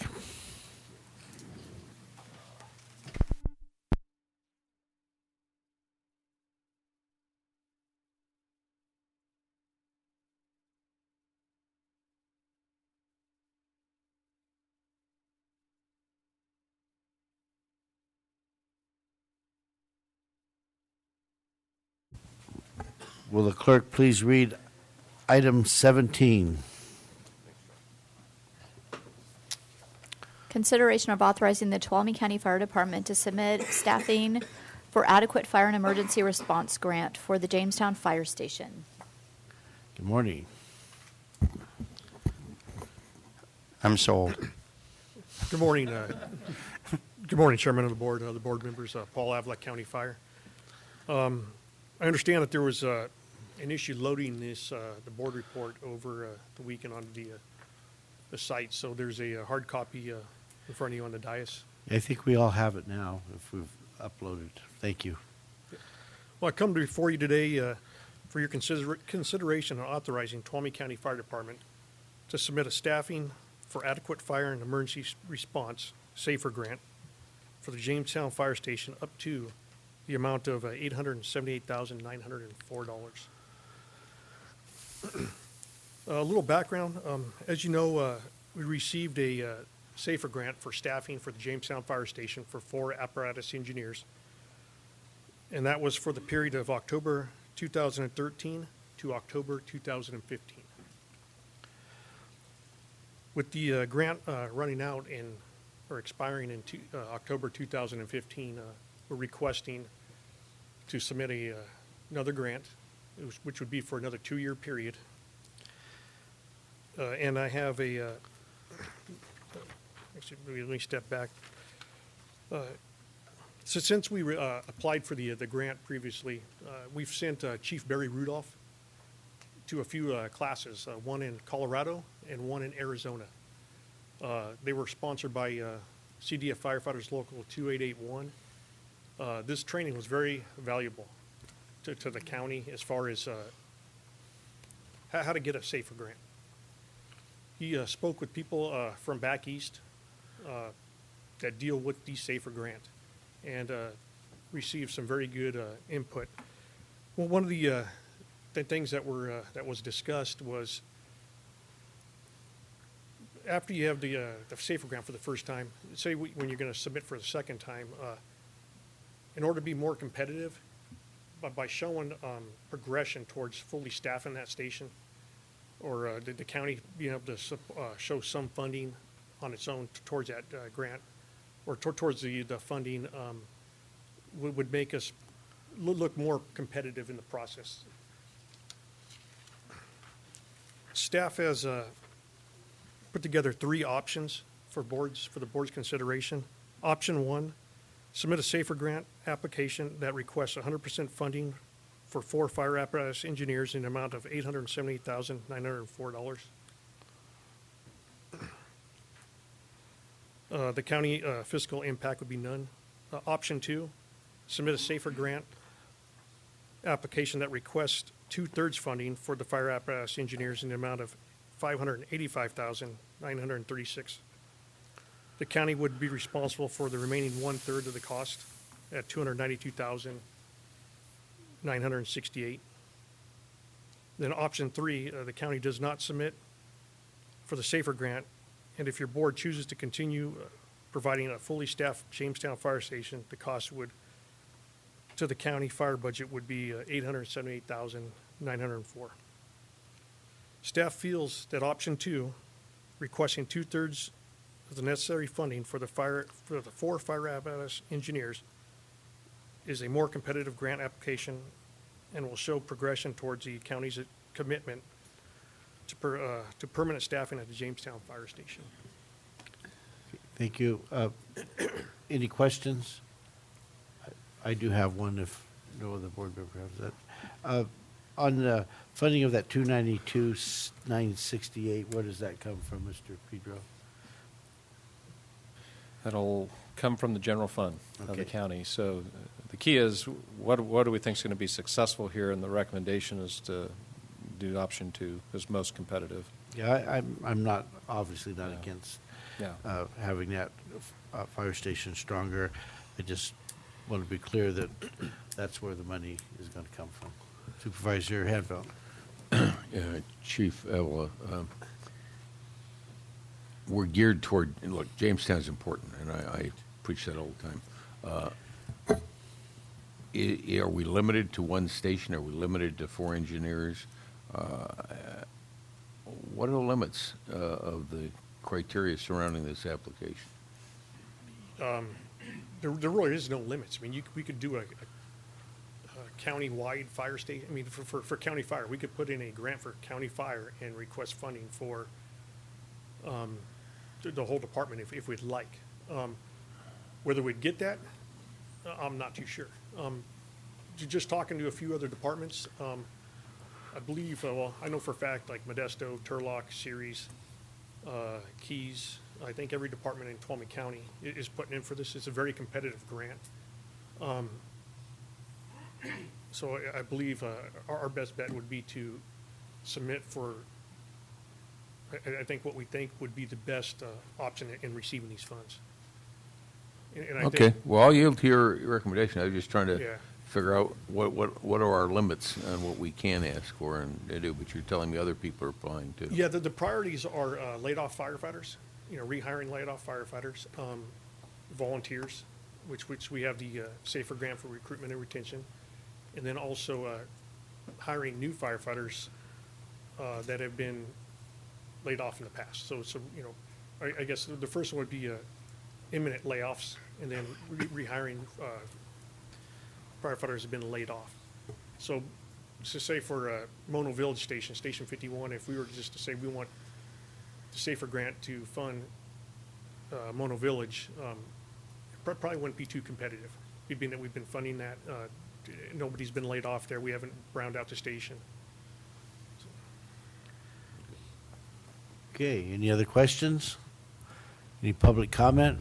Bring it back to the board. Mr. Chair, if I could, I just Yes. wanted to thank Paul and the rest of the fire department. They've been working really hard on these grants, and this is Yes, really a you're good right. thing. I should have mentioned that. This is good work because you were successful in the last go-around. Hopefully we get successful in this one. We'll cross our fingers. We just became aware of that, the window opened last Monday, and it closes March 9th. So it's a very short window, so we're working long hours getting a good product to present. Thank you. I'd like to thank you as well, and I'll move on staff recommendation, Second. option 2. Motion, second, someone? Randy did. Oh, Randy did. You're going to speak up, Randy. I can't hear that voice. Okay, I'll speak louder. Okay. All right, thank you. We have first and second. Call for the vote. All those in favor? Aye. Aye. Opposed? None. Passes 5-0. Thank you. Clerk, read the next item, please.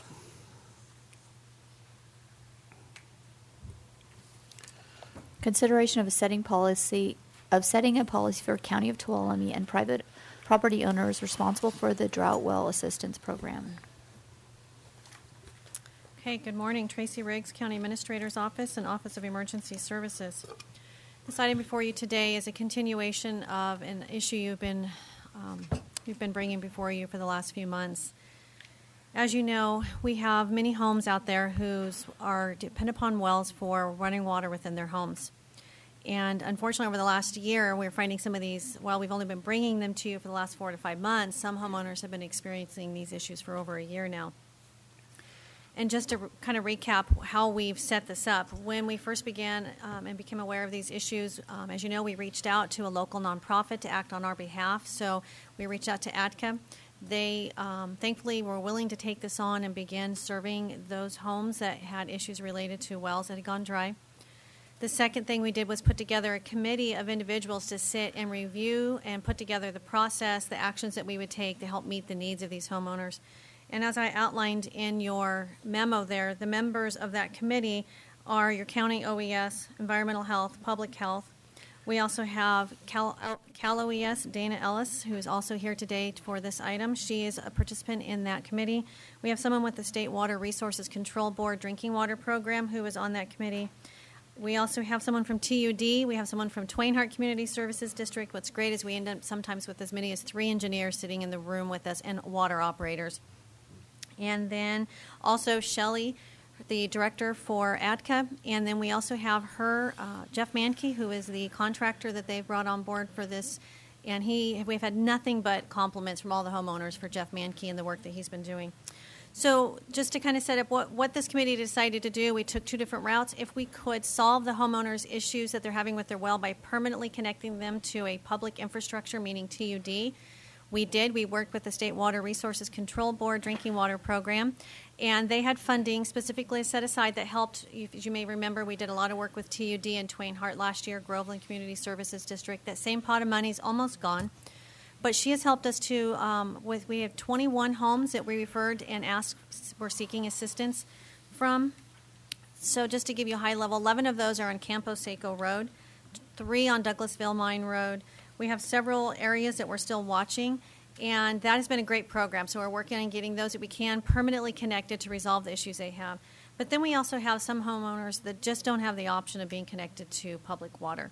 And so the committee first looking at what could we do to permanently correct the problem, then looking at a temporary water solution. That temporary water solution is installing a 2,500-gallon water tank at the site of each well. And I say each well, it's not each home, but each well. We have approximately 83 homes that have been affected, and that does not include those who've pulled permits to deepen their wells. They're already taking it upon themselves to try and fix the problem on their own. 65 of those wells have, 83 homes, 65 wells. And to further narrow that down, 21 wells or 35 homes have been referred to ADCA. 3 have declined services, 3 were still, 3, and these are wells that I'm speaking to, not necessarily homes, so it could be more when I say 3 declined services. 3 homeowners we're still trying to contact. That could be as many as 6 to 7 homes there. We have 6 who have, 11 who are on a watch list. Again, 11 wells could be as many as 20 homes. Depends on how many. Some of these wells support anywhere from 1 to up to 4 structures. So it really varies when you look at how many homes are affected. Then we have the 21 that I told you that we've referred to Tuolumne Utilities District. So what happened is all of this has been happening at no cost, taking place at no cost to the landowners. Then what we had approximately 4 that had rentals on them. The issue that has come up, the reason we're here for you today, is that there was we started bringing up the issue and looking at more wells that had more than one home, and some of those being a rental. We had a direct interpretation from the, I believe he's a Deputy Director of Recovery for Cal OES, who stated that, and as I listed in your memo, that if it is a rental, they are considered a business, and therefore, under their interpretation, the business is not eligible for reimbursement for any of their expenses under CDAA. And as I further stated in here, both myself and council have had many conversations where we disagree with this interpretation. And county council has had some conversations directly with their council, if you'd like to hear more of what Sarah has found out from them. But they are aware that we disagree with this interpretation. And so we're here before you today seeking direction on this issue. First of those, the options that we've listed in here is drafting a letter, staff between our CAO's office and county council drafting a letter together in which we ask Cal OES to reconsider their position on their interpretation of CDAA and rentals specifically, and whether or not they can receive services at no cost to the landowner. The second is we don't do anything. The second option of that first issue is do nothing and go along with Cal OES interpretation of the rental assistance. Then we have the second issue, and that is that what we've been directed to do by Cal OES Director of Recovery is to begin asking those who have a rental on their property to begin prorating that cost. If there's one rental, we ask them to pay for 50% of the cost of installation of the tank. Now, remembering that water is still at no cost. The state is absolutely saying water will always be made available. So we can still deliver the water, we can still get them potable water in the tank, but they need to come help with the cost of that tank installation. That cost is ranging anywhere between $4,000 to $9,000. And when we say that, Shelley just had given me a breakdown. Seems the average cost is about $45,000 for the installation of the tank. That's the purchase of the tank, getting a pad put down for the tank, doing the plumbing, and we're putting it again at the well site if we can, so that the contractor can actually just tap into existing plumbing and not have to go in and do a lot of other work there. So I said 45,000. Oh yeah, no, it's not that much. Sorry, thank you. It's around 4,500. So it ranges from $4,000 to about $9,000. Thank you for that catch, because that would have been really expensive. So what we would be asking a landowner, if there's one rental, they would be incurring a cost of approximately $2,000 all the way up to about $4,500. And so the first issue being, do we draft a letter challenging or asking Cal OES to reconsider? Then we have the second issue of, do we follow the interpretation and direction to begin charging homeowners or landowners who have a rental on their property? And then the second option would be to continue the program as it is, continuing knowing that we're pushing for them to reconsider, but we would be at risk of incurring costs if we did not ask homeowners or landowners to help pay the prorated portion of their tank installation. Sometimes like I said, there could be as many 4 rentals on one well, so they could be paying as much as 75% of the cost of installation for that tank. And I'm trying to think, am I forgetting anything else? I think so. With that, we're just seeking your direction. Like I said, Sarah has had conversations with their council and may be able to shed some more light on what it is that those conversations have been. Sure. Yes, I spoke with Joel Talley, the OES Chief Counsel, and she told me that there is no specific language in the statute or the regulations that implement the statute that prohibit rentals or businesses from receiving the funding. The way that Cal OES is interpreting the funding availability is that businesses can't apply directly for the funding. But I think we all know that neither can individuals. It has to be a public entity. So we feel like that it's not entirely consistent with the code, their interpretation.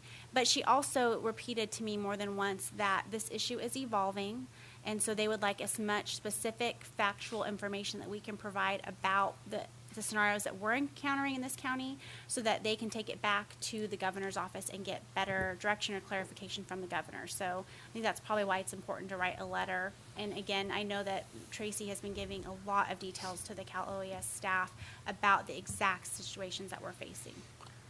Okay. Supervisor Hanville. First question is for council. The situation's evolving. What does that mean? Well, it's evolving because the first direction was no assistance to rentals at all. And then there's been some movement to the water can be provided, and you can prorate the amount that part of it's no cost, part of it's cost to the owner of the rental. So that's what they mean by evolving, and I think that may continue. Okay, but if in fact ATCA puts out easy number $5,000 to install a tank, and then of course there's hauling water, and the state OES says that's not allowed because there's a rental on there or 2 rentals or whatever, then assuming they prorate things, who's left holding the bag? Right. The county. When you say it's the county that's ended up holding the bag. Yes. Okay, that's what I was afraid of. And that's something that, I don't know how far this is going to go. Maybe it ends up going on for 10 more years, or maybe 2 more years. I don't know what it's going to go, but we could have a lot more wells go dry. So the county could be on the hook for round numbers $5,000 per each one of these kind of things if it involves rentals. And pretty soon Mr. Pedro doesn't have enough Pedro dollars. And Tracy doesn't have trillions. Yeah, that'd be nice. Had to throw that in. Thank you. Mo dollars and Bev bucks, I know. But so what do we do? Can we in effect write into the agreement that if that's the case, that we place a lien against the property so that in fact ultimately we get reimbursed? I think that's certainly something we can consider doing, but we have not approached that issue with landowners yet to see if that's something they're interested in doing. But certainly we can look at those kind of options. Well, I just feel the county can't be left holding the bag. That's the bottom line, because I mean it's everybody in the county. It's not that it ends up and then we shortchange other services. People need water. I absolutely do not want anybody to be without water, but ultimately, from the financial side, we got to protect ourselves. End of comment. Supervisor Rutherford. Yeah, separate the two issues. The first issue, I think clearly we should write a letter, no doubt about it. I would be very interested in having that letter very specific in the details that we need to, the data that we need to send. Just a question, are we still like the only county that's taking advantage of this program? Then I would like to have the staff get in touch with their counterparts in the other counties that are taking advantage of the program and solicit their support in our appeal. And then the third thing, I want to be careful. Cal OES, all the way back to Rimfire and certainly through the drought, has been a really good partner. And I'd like that up front in the letter, that we just happen to have a disagreement on this one issue. But I do want to reinforce what I consider to be exceptional relationship with Cal OES. So that's my comment on issue number one. Issue number two, I believe in obeying the law, even if that's somebody's interpretation. So I personally, I would follow the guidance by Cal OES until we can get it changed. I don't think, if we're going to go off on our own, I'm with Supervisor Hanveld. I think we need to have some legally enforceable agreement with the landowner that we can get reimbursed on. But I think my preferred option would be to follow the Cal OES guidelines until we can get them changed. Any other comments? Just one in general is, this is an emergency effort, and those people that have those 4 or 5 houses on one well have a bigger problem to address, because it doesn't look like the drought's going away right now. So, having said that, how are we approaching the issue with the people that we're putting these emergency tanks in on those, especially the ones that have the multiple houses? Do they really understand they have to have a long-term water source? Oh, absolutely. It's just the program is available, so people are applying it. Up until this point, we were applying it unilaterally. Okay. Our interpretation of the governor's executive order was that it says individuals without running water in their home. So we applied that, and it was at no cost. So we applied that objectively for everyone. So I think you're right. I mean, Yeah. it just makes sense. But so, any other comments? Mr. Chairman, just the other thing, just to point out, we've been pondering too, it's something for the future, but how much longer will the state continue to even make these funds available? Yeah. As this thing gets, worse and maybe expands, not just here but in other places, will they expand the funding, prolong the funding? Don't know the answer to any of those questions, but that's kicking around the back of our minds as well. But having said that, this is one of the best programs I've seen the state do, because we've not had this issue before here, and I'm grateful that they've made it available to the extent they have thus far. Okay. Any public comment? Seeing none, I'll bring it back to the board for a motion. I move that we do send a letter to Cal OES asking for them to review their guidance and hopefully change it, and that we continue to, or we follow the current guidance until such time as we can get a change of heart out of KLOES. Okay, do we want to include in that motion the legal counsel working with? Yes. Okay. Second. Second, first and second. Any public comment? All those in favor? Aye. Aye. Opposed? None. Passes 5-0. Thank you.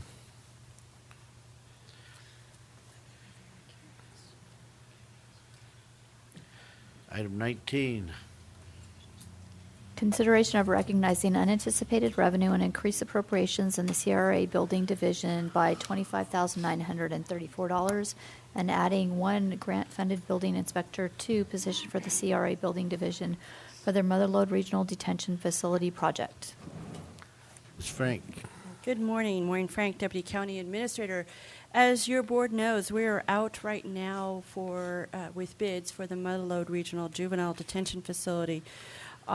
Bids for that project will be coming back shortly, and we anticipate that we'll be in construction, if all goes well with the state, in mid-April with a construction cycle of 14 months. This would put us with construction being completed June 2016. One of the things that's required for a building project is inspection services all the way through the process. And staff has looked at 2 different options for your board's consideration. One of them is to have inspection services done by an outside agency. The county did receive one proposal unsolicited to us, and this firm estimated that in order for them to do the inspections as would be required for this grant process, it would cost them roughly $299,999. Excuse me, $299,900. Very sorry about that. So staff then went and looked inside, and we looked at what it would cost for us to bring this in-house and have our own building officials look at this and do the inspection services. Due to the nature of this building, it's quite large, it's extensive, it is an essential service building. We are suggesting that we would, if we were to do it in-house, we would have a senior building official look at this project and be the one inspecting it. If we look at the course of the 14-month construction cycle, it would cost us, utilizing a senior building official, $121,025 to do the inspections. So the net savings, if you were to go with option 2 versus option 1, would be $178,875. With that, staff is recommending option 2. One of the concerns, or one of the issues that was brought up, is are we able to do this in-house? And we have had those discussions with staff, and I've also had it with our construction management firm, Vanner, and both felt that they were comfortable with an in-house inspection service, especially since we do have a construction management firm that's going to be out there with us during this project. But I also like to invite Bev Shane and Doug Oliver up, and they could answer or address those questions that you might have.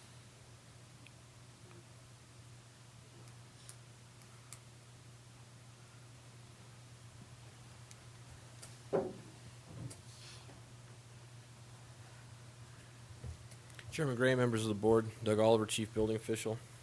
First, begging your forgiveness, I was prepared to be doing field inspections this morning, so while I'm perfectly dressed for Rush Creek, this is evidence of what not to wear at the public meeting. Okay.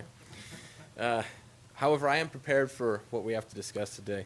Essentially, what is really necessary as far as inspections, as far as experience, training, etc. And I have this to offer. When we met initially to discuss the viability of providing inspectors for this project in-house, the primary root was, are we trained enough? Do we have the experience?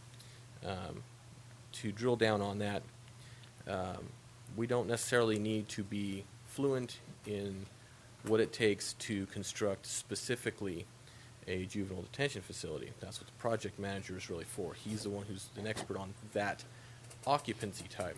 When we're talking about the types of construction, that's where we come in, and the construction materials and methods that will be employed in the structure, generally concrete, CMU, steel, that sort of thing, we are very familiar with. The senior inspector that I've chosen for this project is Rick Barrio. He has over 10 years of experience with the county, and some of the structures that he has worked on that are similar construction types are Tractor Supply, the VA building there on Mono Way, Dollar General in Jamestown. So there are similar types, and those are just a few of the examples that he's familiar with, that construction, and how to interface with the contractors and make sure that the appropriate inspections are done. For myself, who will be overseeing his inspections and making sure this project flows accordingly, my steel and concrete experience began with training at the A.G. Spanos building in Stockton, where that was constructed. I believe it was 2003. In addition, working for the city of Patterson, over 500,000 square feet of concrete tilt-up for the distribution centers that were being constructed there, in addition to the essential service building, which is the city of Patterson's City Hall. In addition, structural inspections for the waste treatment expansion for Hollister. So there are some different methodologies employed when you have a government building versus a commercial structure. We're familiar with both sides of that fence and can interface appropriately. Rick Barrio has adequate training. In addition to that, he has working with the project manager in a couple of the meetings, his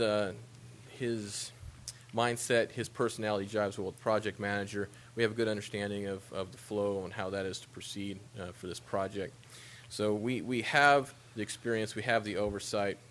In addition to that, when we're looking at the longevity of inspectors in the county, why wouldn't we give them the opportunity to get into a project this big, give them some additional knowledge to build on? So what we have is a core of knowledge, and a way to enhance that knowledge with some experiences that you frankly don't see very often in this county, and our staff is very excited to do this work.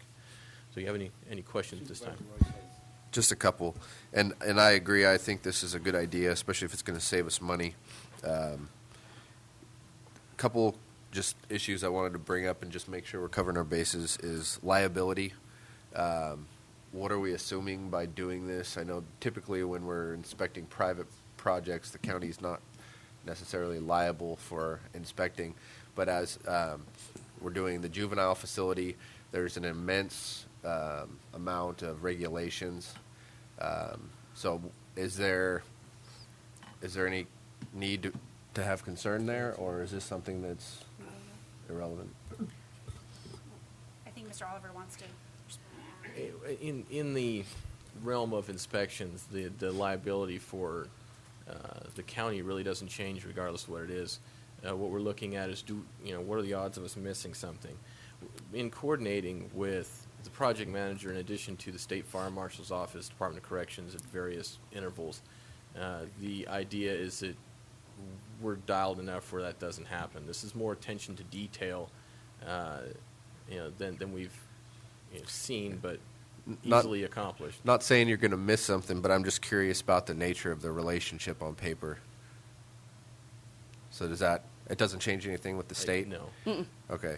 And So then- the other issue is, I know when you're dealing with hospitals, you have OSHPD, or if you have schools or a detention facility, the building codes and the regulations are a lot different.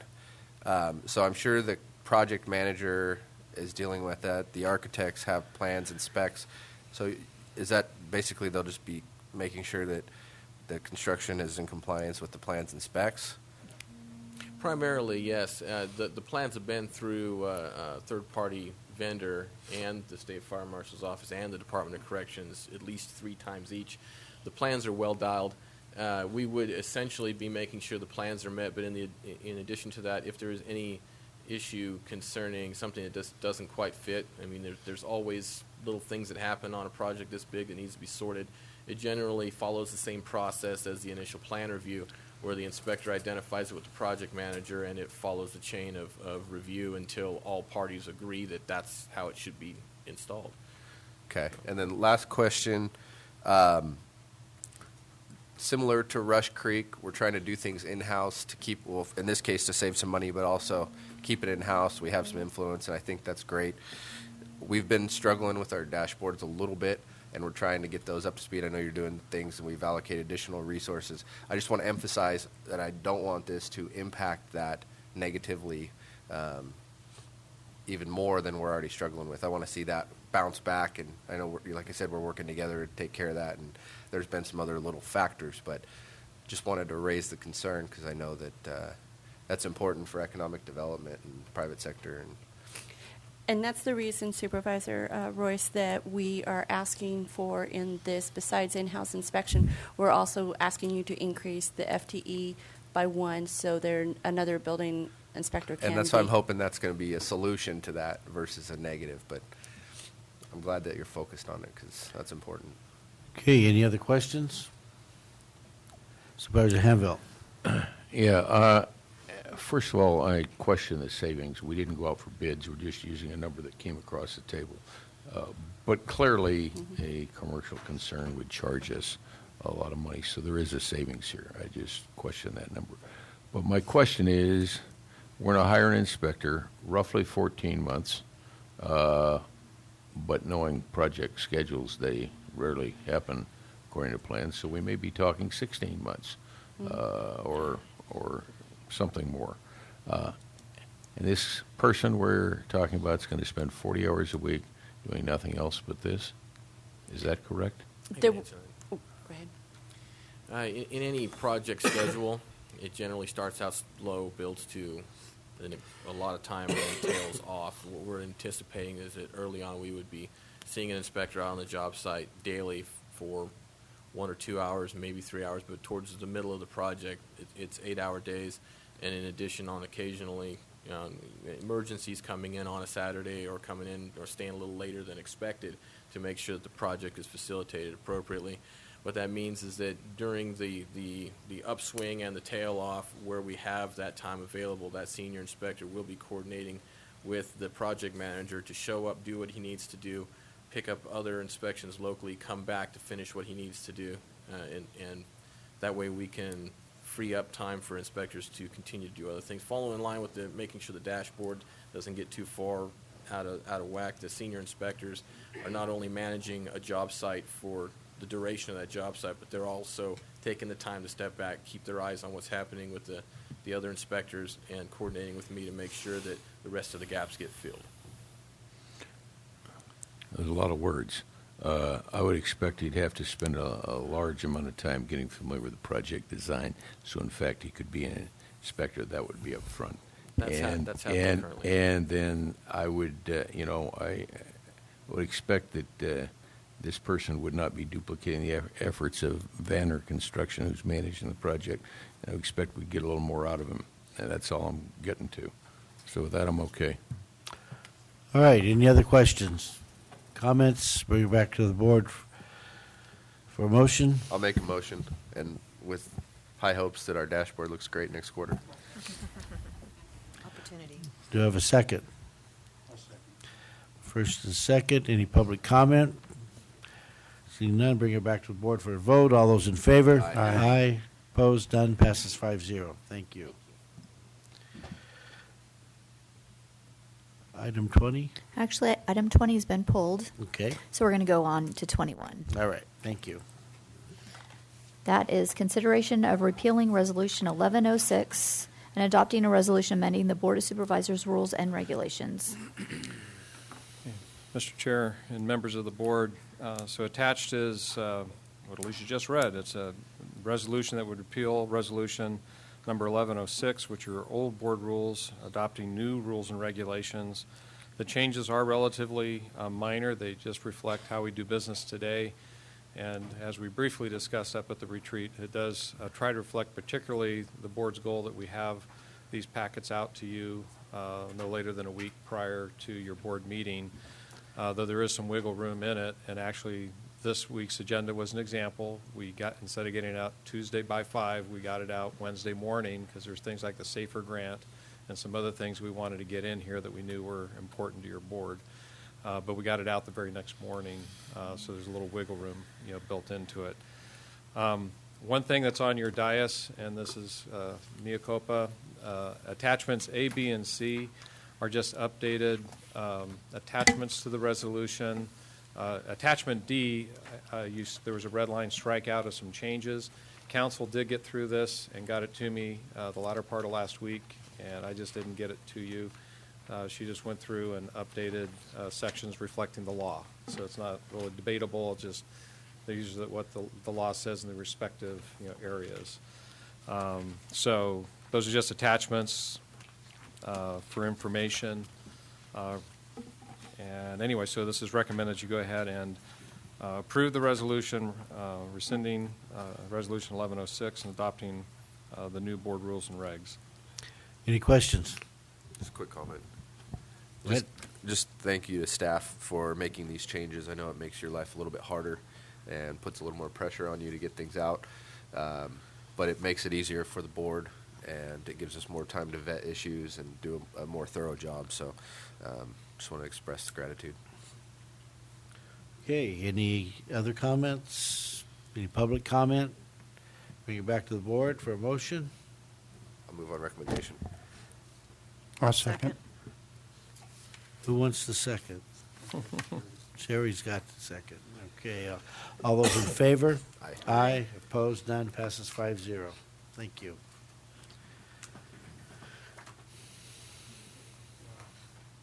$22.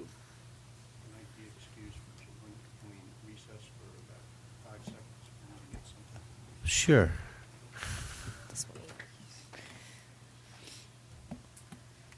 How about if I just read it? Why don't you read it while he's recessing? Okay.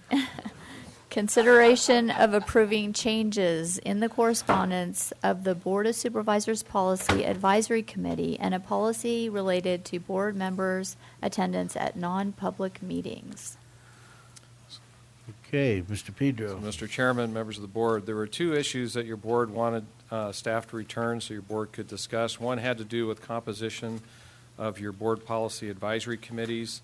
And what we mainly heard was concerns related to housing, natural resources, and water.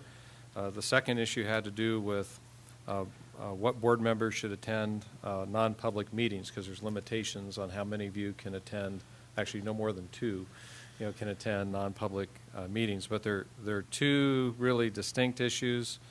How you resolve the first one on the composition of your advisory committees could help with the second issue, but they're really two separate ones, and you might want to take them in chunks. All right, let's take the first one. So the formation. the first one was just the concerns. There's challenges associated with your current composition in those three committees in particular, though you may want to visit others: housing, natural resources, and water. Some of the challenges had to do with non-voting members are not feeling valued and questioning whether their participation is worth their time because they're only ex officio non-voting members. The second has been with challenges with achieving a quorum when it required both members to be there. And then there's also some unanticipated and undesired Brown Act limitations have been created to where two board committee members cannot discuss any issues outside of the committee meetings, and that two board members cannot attend non-public meetings that may be related to items that can be heard before the committee. So there is no right or wrong on how to address this issue. It's really a board decision. There's some questions that I've suggested that you ask of yourselves. Which policy advisory committees are you interested in making these changes on? Is it truly just housing, natural resources, and water, or are there others? How many voting members do you want on each of these committees? Standard rule of thumb is trying to keep committees like this to no more than 5 to 7 members to ensure they're productive and effective. But again, there's no written rule on that. That's whatever your board thinks is appropriate. And then who should fill these voting memberships? So if you want to enlarge the number of voting memberships, then who do you want on these committees? Oftentimes your board has pointed to specific organizations. The board has also designated certain at-large representatives as well. So I did make contact with the committee chairs of the three, Water, Natural Resources, and Housing, and I think those chairs have some thoughts they wanted to share with the rest of the board. Okay, who wants to go first? Ladies first. So thank you, Mr. Pedro, for that synopsis. The challenges for the Natural Resource Committee, it's really a plus because you have two very dedicated supervisors that are actively engaged and involved in natural resources issues that come to the county. But we often find ourselves with these Brown Act violations when we're attending other meetings. And so I am strongly urging us to consider changing the voting structure for the Natural Resource Committee. And what we looked at is how to get to a composition that we have members of our committee that are joining us that have gone through an appointment process. And so I specifically looked at those memberships because they have been appointed by this board to their respective, county committees that they represent. And that was the RCD, representative from the RCD, the Agriculture Advisor Committee, and the Fish and Game Commission. And then with two voting supervisors, that would take the voting membership to 5. The committee would still have a portion that would be ex officio or non-voting, that we would continue to encourage their participation, but wanted to hold that voting membership, again, to members that are appointed by this board representing their respective boards. Okay. Supervisor Rutherford. Yeah, and this is actually the Water Agency's Water Policy Committee, but I assume we can go ahead and talk about that as well. Well, we talk about them all in general. Okay. Just Well, the staff looked at who has been appointed and who has been showing up, and I worked with Mr. Pedro. And my recommendation would be that we also go to more than just two supervisors voting for much of the same reasons. Water is a full-time job, quite frankly, and none of us, unless we're willing to totally sacrifice our work in our districts, has got full-time to work on it. And what I found working with both Supervisor Brennan and now Supervisor Hanvelt is that there are meetings that we both want to go to and we both should go to. And under the current situation, we can't. It really encumbers our ability to effectively manage the committee and get the right information to the full board to act on. Additionally, it really is, it's almost ludicrous to sit around a table with a lot of really people that have, very good people that have vested interests in what we're doing and just have, in the current case, Supervisor Hanvelt and myself look at each other and go, well, what do you like and what do you like? I think that if we really want participation and buy-in, then we ought to have wider voting participation. And so again, working with the CAO, my recommendation is the two supervisors, the City of Sonora, and the 4 major water districts, that being Groveland, Lake Don Pedro, Tuolumne Utility, and Twainhart Community Services District would be my recommendation. That would give us a 7-member voting group. We would still have all the other participants as ex officio members that were already appointed by the board. So, and that would include the two bands of Miwoks, the Forest Service, the Chamber, the Farm Bureau, a couple of citizens at large, and our staff member. That's my recommendation. Supervisor Hanveld, any comments? I can only largely echo what my friends here said. I sit on all three of those committees, and it's a frustration for me because I feel limited in my ability to do the job and do the job well. And I think that solves a lot of problems, the changes suggested. The other one I think it does is it also, I mean, these committees are advisory to this board, but it gives ownership of those recommendations a broader perspective that come out, and I think that's a value. In the Housing Policy Committee meeting, we've had a number of situations where one or the other supervisor couldn't be there, conflicts, or the meetings had to be readjusted or whatever, and we ended up canceling meetings, and there'd be conflicts perhaps with RCRC or one of the other meetings, and I haven't figured out how to be in two places at once yet, but I'm working on it.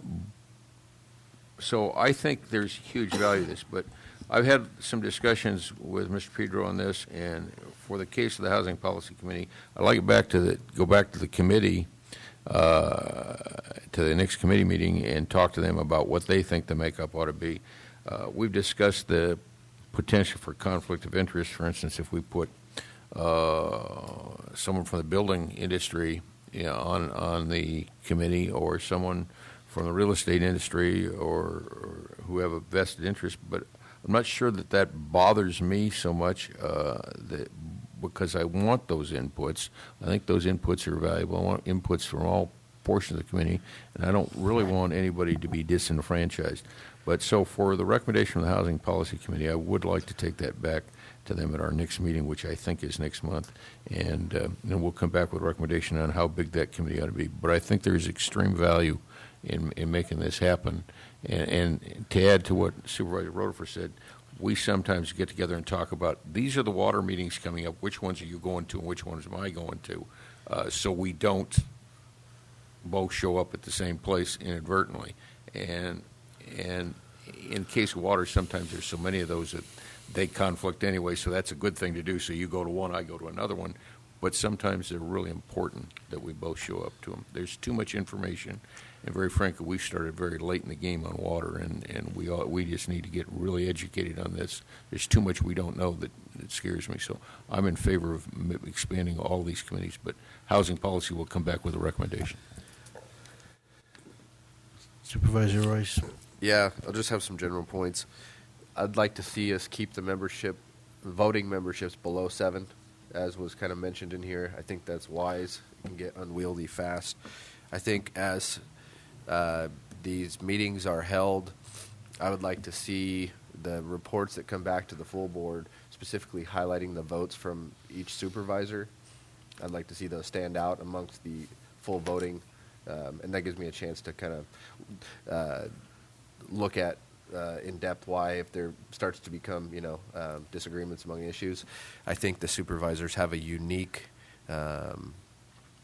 viewpoint in looking at things in a holistic way. We deal with all county issues, not just a specific item, and that's really what I'm interested in as far as recommendations come back. But I think if it solves the Brown Act issues and all the problems that come along with that, then I'm okay with that.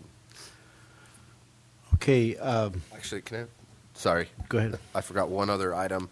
I want to make sure that the board does the appointing. If we're pulling from specific groups, I don't want them sending someone to us. I want us to appoint people.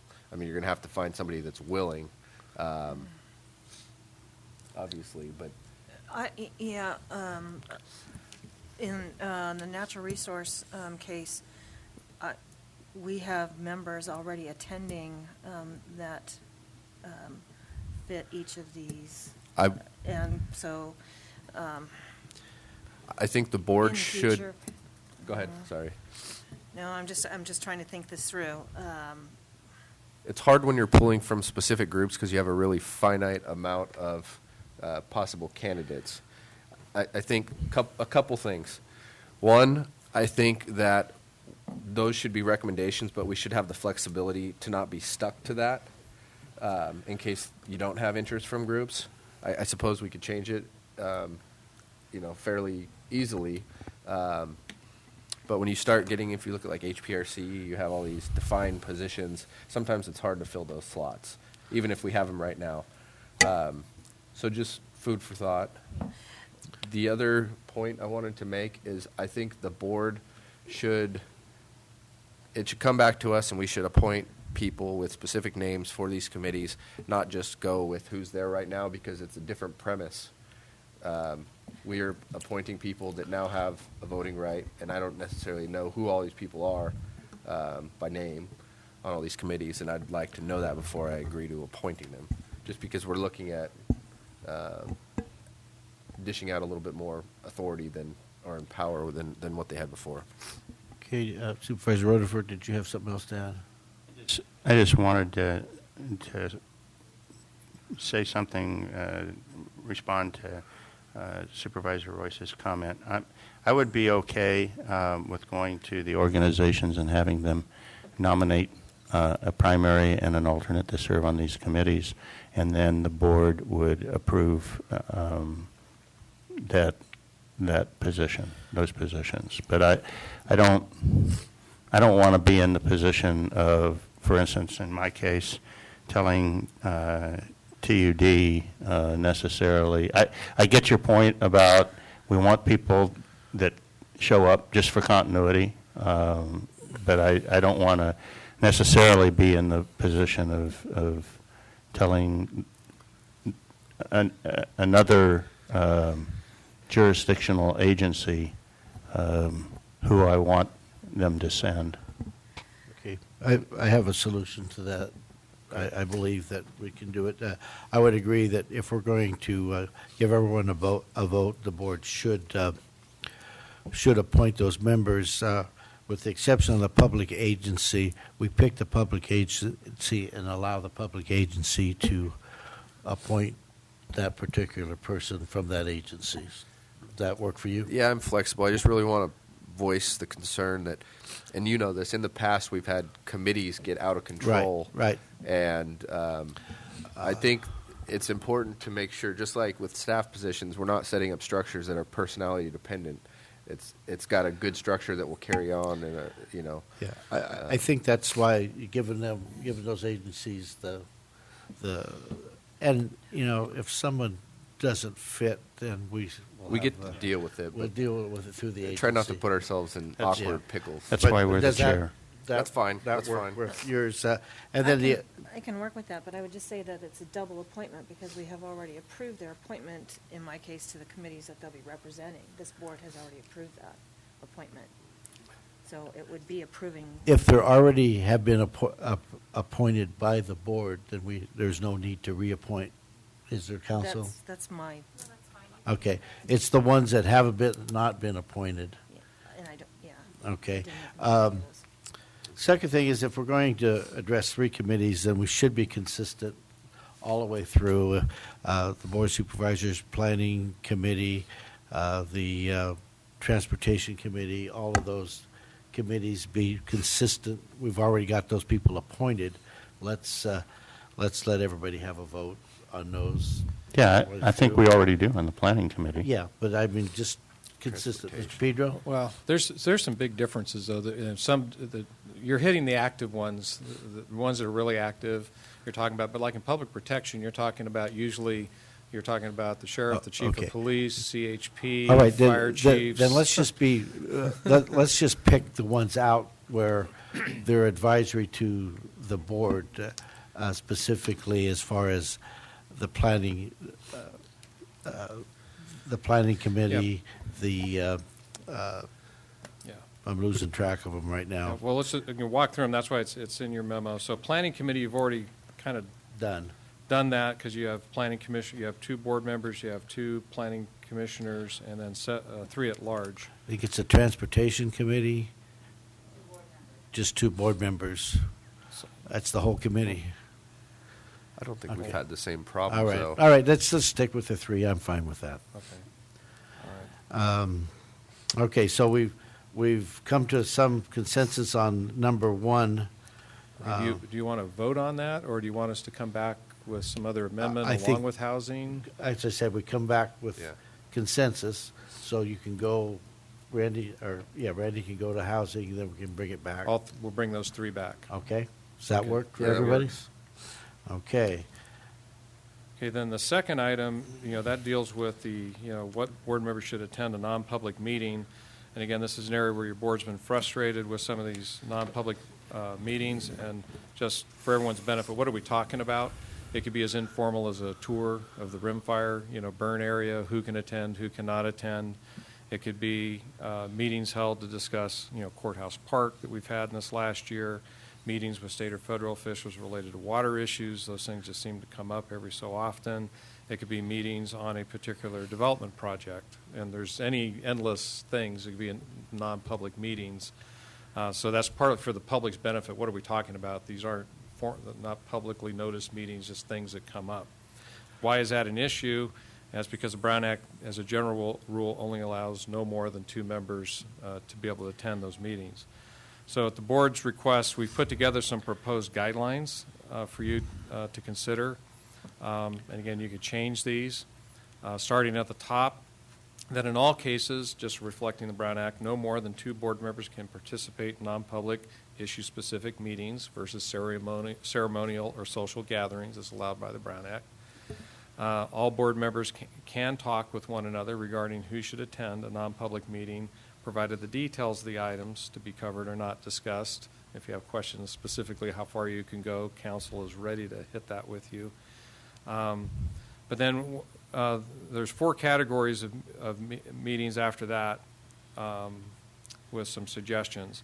If the issue to be discussed is unique and confined to a particular supervisorial district, and I'll give you an example, a development that's occurring in that supervisorial district might be one of the cleanest examples, a particular development, and you're working with someone in your area. Traditionally, the board members have allowed that district supervisor alone to participate in such meetings. However, they could invite someone else in if they wanted another perspective.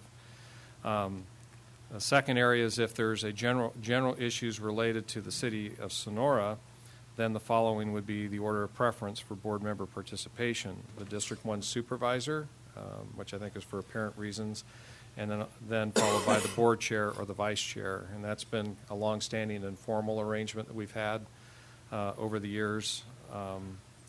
If the issue is to be discussed is not unique to, but is focused within a particular supervisorial district, some examples of that might be the Strawberry Music Festival, an intervention there. We'll be talking soon about Ackerson Meadow. It's in a particular district, or had been, but it's not just confined. There's a large county interest involved there. Then the following would be the order of preference. The board member or members whose district the issue is focused within would be given a preference, followed by members with subject matter expertise, if there is such a thing on the particular issue. And if there isn't someone with board subject matter expertise, then the board chair or vice chair. If the issue is not unique or confined to a particular supervisorial district, then the following would be the order of preference for board member participation. And I think water would be a great example of that. Board members with subject matter expertise, perhaps your water committee, board members that are on that, would be first preference, followed by the board chair or vice chair. So again, those are just some suggestions. Your board can slice and dice this in whatever manner you see fit. Any comment? Supervisor Hadveld. Yeah, I generally like this. There's one issue that I don't think we've covered here, and that is an emergency. And I relate that back to rimfire. We did have some meetings that were non-public meetings, and if I'm making confession out of without permission, I'm making confession.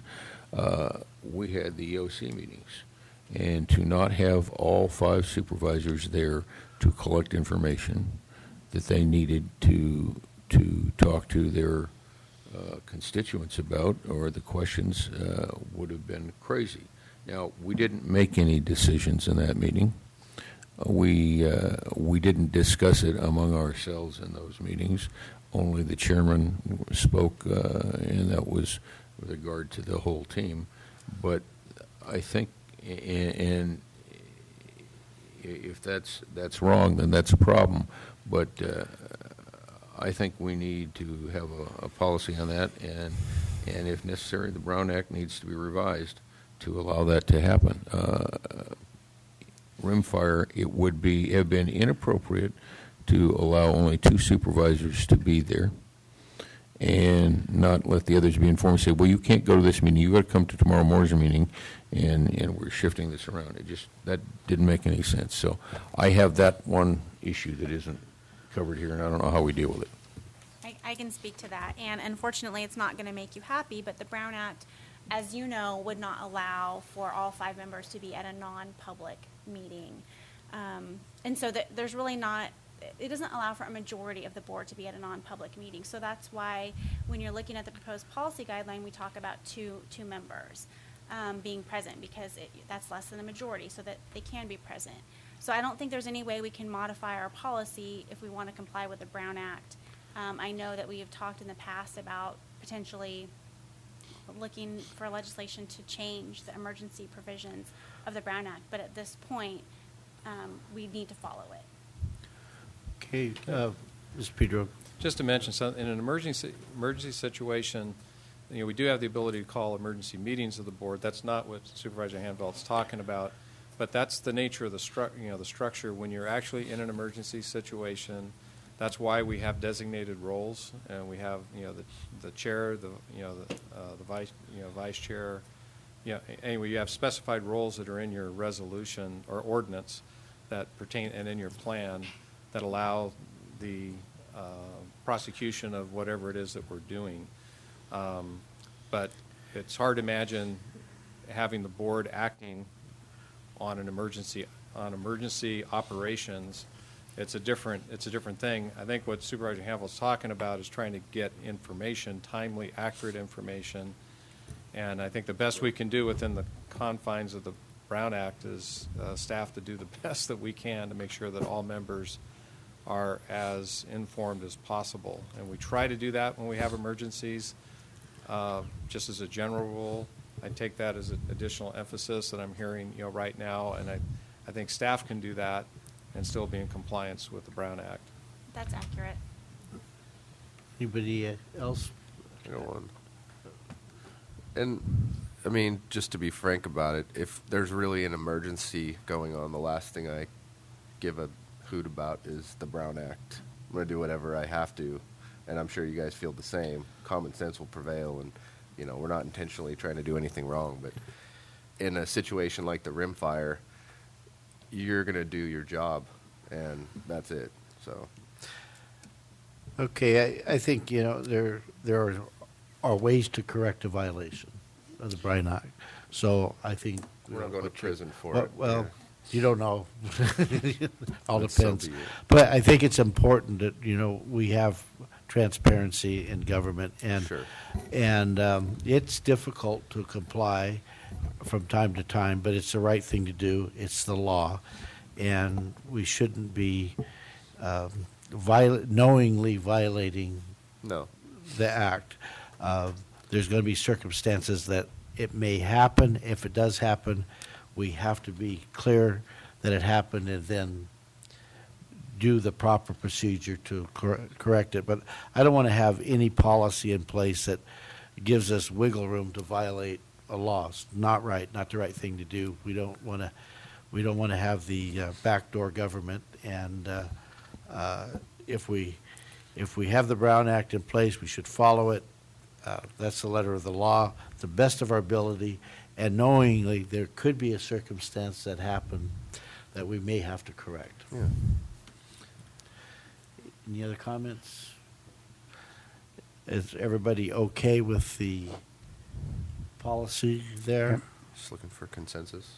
for, Well, I think you want to adopt that policy guideline. that one's one we would adopt today. Move on recommendation. Second. First and second, all those in favor? Aye. Aye. Passes 5-0. Okay, Mr. Chairman, then we'll be coming back after Housing has had a chance, that committee's had a chance to meet. We'll bring back actions on all three of those committees, and I'll probably bring it back in the form of an amendment to your committee and commission's handbook. Okay. When do we anticipate that?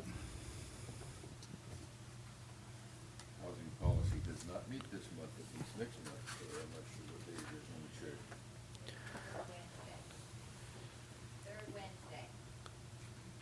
Which The puts 18th? us into April before anything happens. March 18. Which puts us into April. I don't understand why we can't do one at a time if we. What's up to the board? Would you want to do the first two and bring the housing policy back? I would. Could I get a motion? Yeah, I move that we approve restructuring natural resources and the Water Policy Committee, as we have discussed, with Supervisor Brennan's makeup on the natural resources and the makeup that I've got. If anybody needs a hard copy of mine, I've got plenty for you. All right, so is that a motion? Sherry's passing Sherry? out her homework, too. And we have a second? Second. All right, first and second, any public comment? All those in favor? Aye. Aye. Opposed? Passes 5-0. And can we direct staff to get in touch with the appropriate members to let them know? Thanks. And the Housing Policy Committee meeting is actually on March 11th, next month. There was a conflict with RCRC. Okay, then maybe it can get back by the 17th. Well, we'll try. Next item.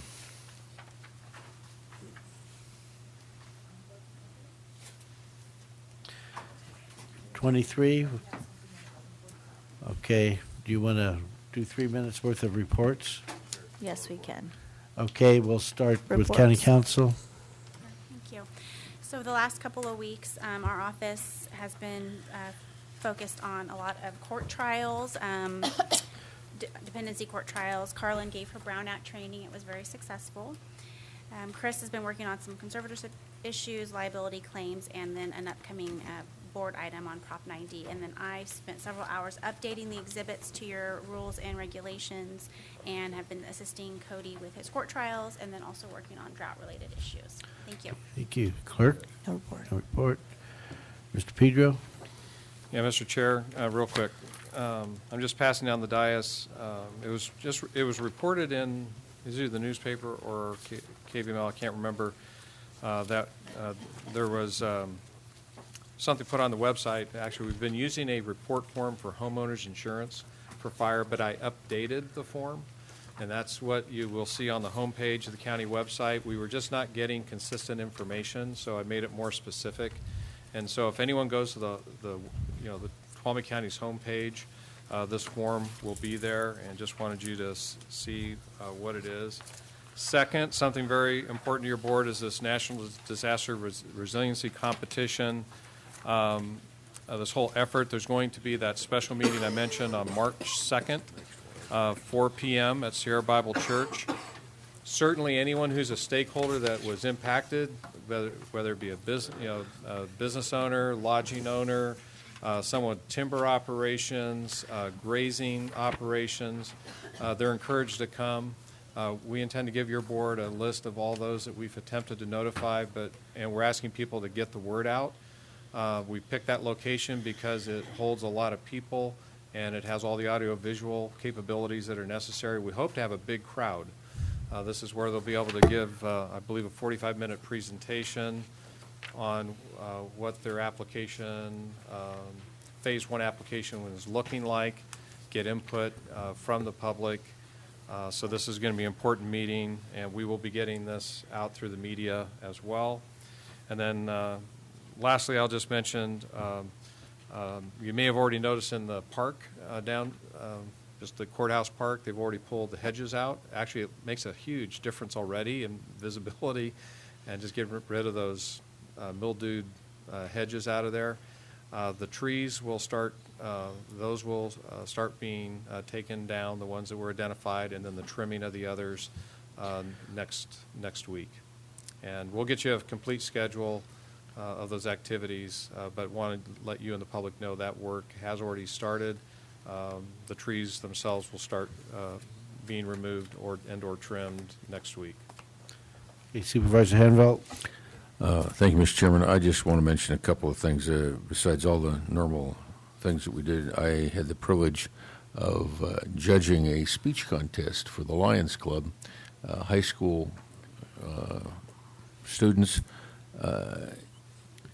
You would be impressed and proud of our kids when you go and watch them and listen to them do that. There were 6 of them, and I was very impressed with them. And then this last week, I also went to, which I've tried to do every year. I think I've missed once in the last 6 years, Poetry Out Loud. There were 15 participants, and the job they do is amazing. They have to memorize poetry from a national list. It's a national competition, but these are the finalists in our county that came to this competition. They had to recite a poem. They took a break. They had to do another one. And then when they selected five finalists, they had to do a third one. And they were absolutely fantastic. Again, proud of our kids that are achieving and deserving of recognition. So I'll just leave my report with that. Supervisor Rutherford. Yeah, just real quickly, attended a couple of ATCA meetings dealing with some of their finances and their normal board meeting. Also participated in an NACO EELU conference call. The one other thing that I did was I brought together various members of our county staff and the courts to start an exploration of what we want to do in terms of veterans treatment courts here in Tuolumne County. It's a very important issue to our rather large veterans constituency in the county, and Calaveras just started theirs up, and we've got the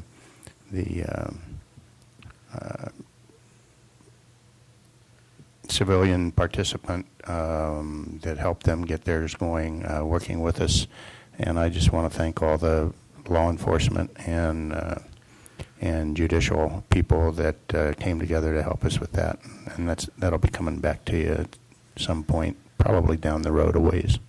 Okay, Supervisor Royce.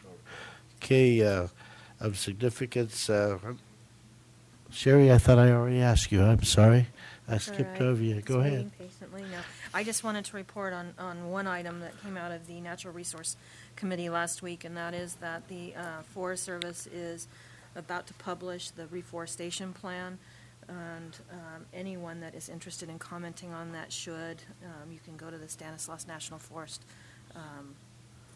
webpage and get the instructions on how to do that. They are looking at reforesting up to 40,000 acres, which is approximately 25% of the public lands footprint of the Rim Fire. Okay, thank you. And just short report here. I was appointed to the YARTS board by TCTC as a non-voting member. I attended my first meeting last week. It's interesting to be able to meet with other supervisors and other people associated with that YART Transit. So that's my report. And we're going to have our 10:45 appointment, or 11:45, excuse me. And that is consideration of reissuing a stale warrant for Frank Calawarks in the amount of $53.34. So, Mr. Chair, I'm just the servant to get this item before you. Back. It is a disclaimer. No. This is an item that I don't recall ever happening in my time, but it may have. But December of '99, the auditor issued Frank Kilowyak a warrant for a supplemental property tax refund, the amount of $54.34. It was not deposited. There is a process provided for in the government code where the person can present a sale warrant to your board, and your board can decide whether or not to direct the auditor to issue a new warrant or not. Let Mrs. Batista speak to her viewpoint of that. And I'm just saying your board has the option to direct the auditor to reissue the warrant in the amount of $54.34 based on the fact that he presented the sale warrant as required under the law, or deny his request as being untimely and noting the lack of records to support that a new warrant is called for. Holy smokes. Ms. Batista. Sure. There's time limits on, my name is Debbie Batista. I'm the county clerk and auditor controller. There's time limits on a lot of things that we do. There's time limits for, the sheriff to make arrests on people. There's time limits for ORR to go after bad debtors. There are retention schedules recommended by the state controller for all of the fiscal records that I keep is 7 years. In order for our financial system to operate at least somewhat quickly, I've purged all my records from 2003 back. As I've said to this gentleman, I have no record of whether or not I reissued this check or not. I don't have bank statements that I can go back to look at. I don't have anything in my system for accounts payable to go back and look at. And I personally feel that he has some responsibilities to wait 14 years because he moved out of our county to go to another state, and he found it in his file cabinet that he thinks he can present it and we should pay him. And legally, I cannot. I mean, there came a point in time where it was just, why don't we just pay him? And legally, I could not even cut him a check without you guys saying it's okay. If you ask what I would like to do, it's not to send him the check. I think he has some responsibility. But it really is up to you. The $53.34 would come out of one of our revenue accounts, which is called the unclaimed funds. We wouldn't have to do a budgetary action. But where's his responsibility in this whole thing? That's my question. Thank you. Any board comments? Yeah, I agree with Ms. Batista, but it bothers me that this item is even on the agenda. I think we ought to have a very strong policy about that. This is now 15 years, right. And we're talking about a sum that costs more to put it on the agenda than the amount. Aren't we required by law to put it on the agenda? No. Okay. When he asked me to, well, Chris can answer that, but I think the answer is no. When he asked me to put it on the agenda, I said no. When he asked the treasurer to put it on the agenda, she said no. We just are a very kind county, but it should be no. And he isn't even here to present his case. I think we need a policy that says we just don't consider these things at all, and after a certain period of time. And then if someone wants to bring something of substance, not $53.34, we set our limits on that as well, what we're willing to do. But this is a no for me, and I would move that we just deny this claim altogether. And that's a great idea. I'm rewriting all of the finance policies for the county over the next 4 years, and there isn't one like this, but I'm sure Chris would work with me, and we'll put one in place. So Okay. It's a great idea. I could do a substitute motion and say we all kick in $5 or $10 a piece, and no, that won't pass, I don't think. I think it dies for lack of a second. Was that a motion that you made? I did make a motion. I'll second. All right. We have first and a second. Any public comment? All those in favor? Aye. Aye. Opposed, Thank you. none. Passes 5-0. Okay, will the clerk please read our closed session items? Certainly. Closed session, conference with legal counsel, anticipated litigation, authority, government code section 549569D2. Conference legal counsel, existing litigation, authority, government code section 54956D1. Pelado versus County of Tuolumne and Tuolumne County Superior Court case number CV58619 and public employee performance evaluation. Authority, government code section 54957B1. Title is county counsel. Okay, we have an option here of trying to finish this and not come back, or come back at 1:30. What's the board's pleasure? I'd like to get it done. Any estimated time? It's fine. I don't think it will take more than half an hour, 45 minutes at the most. You don't have to come back. Press on? Okay. And do we expect to have anything to report? No? Okay. So that should be easy for everybody.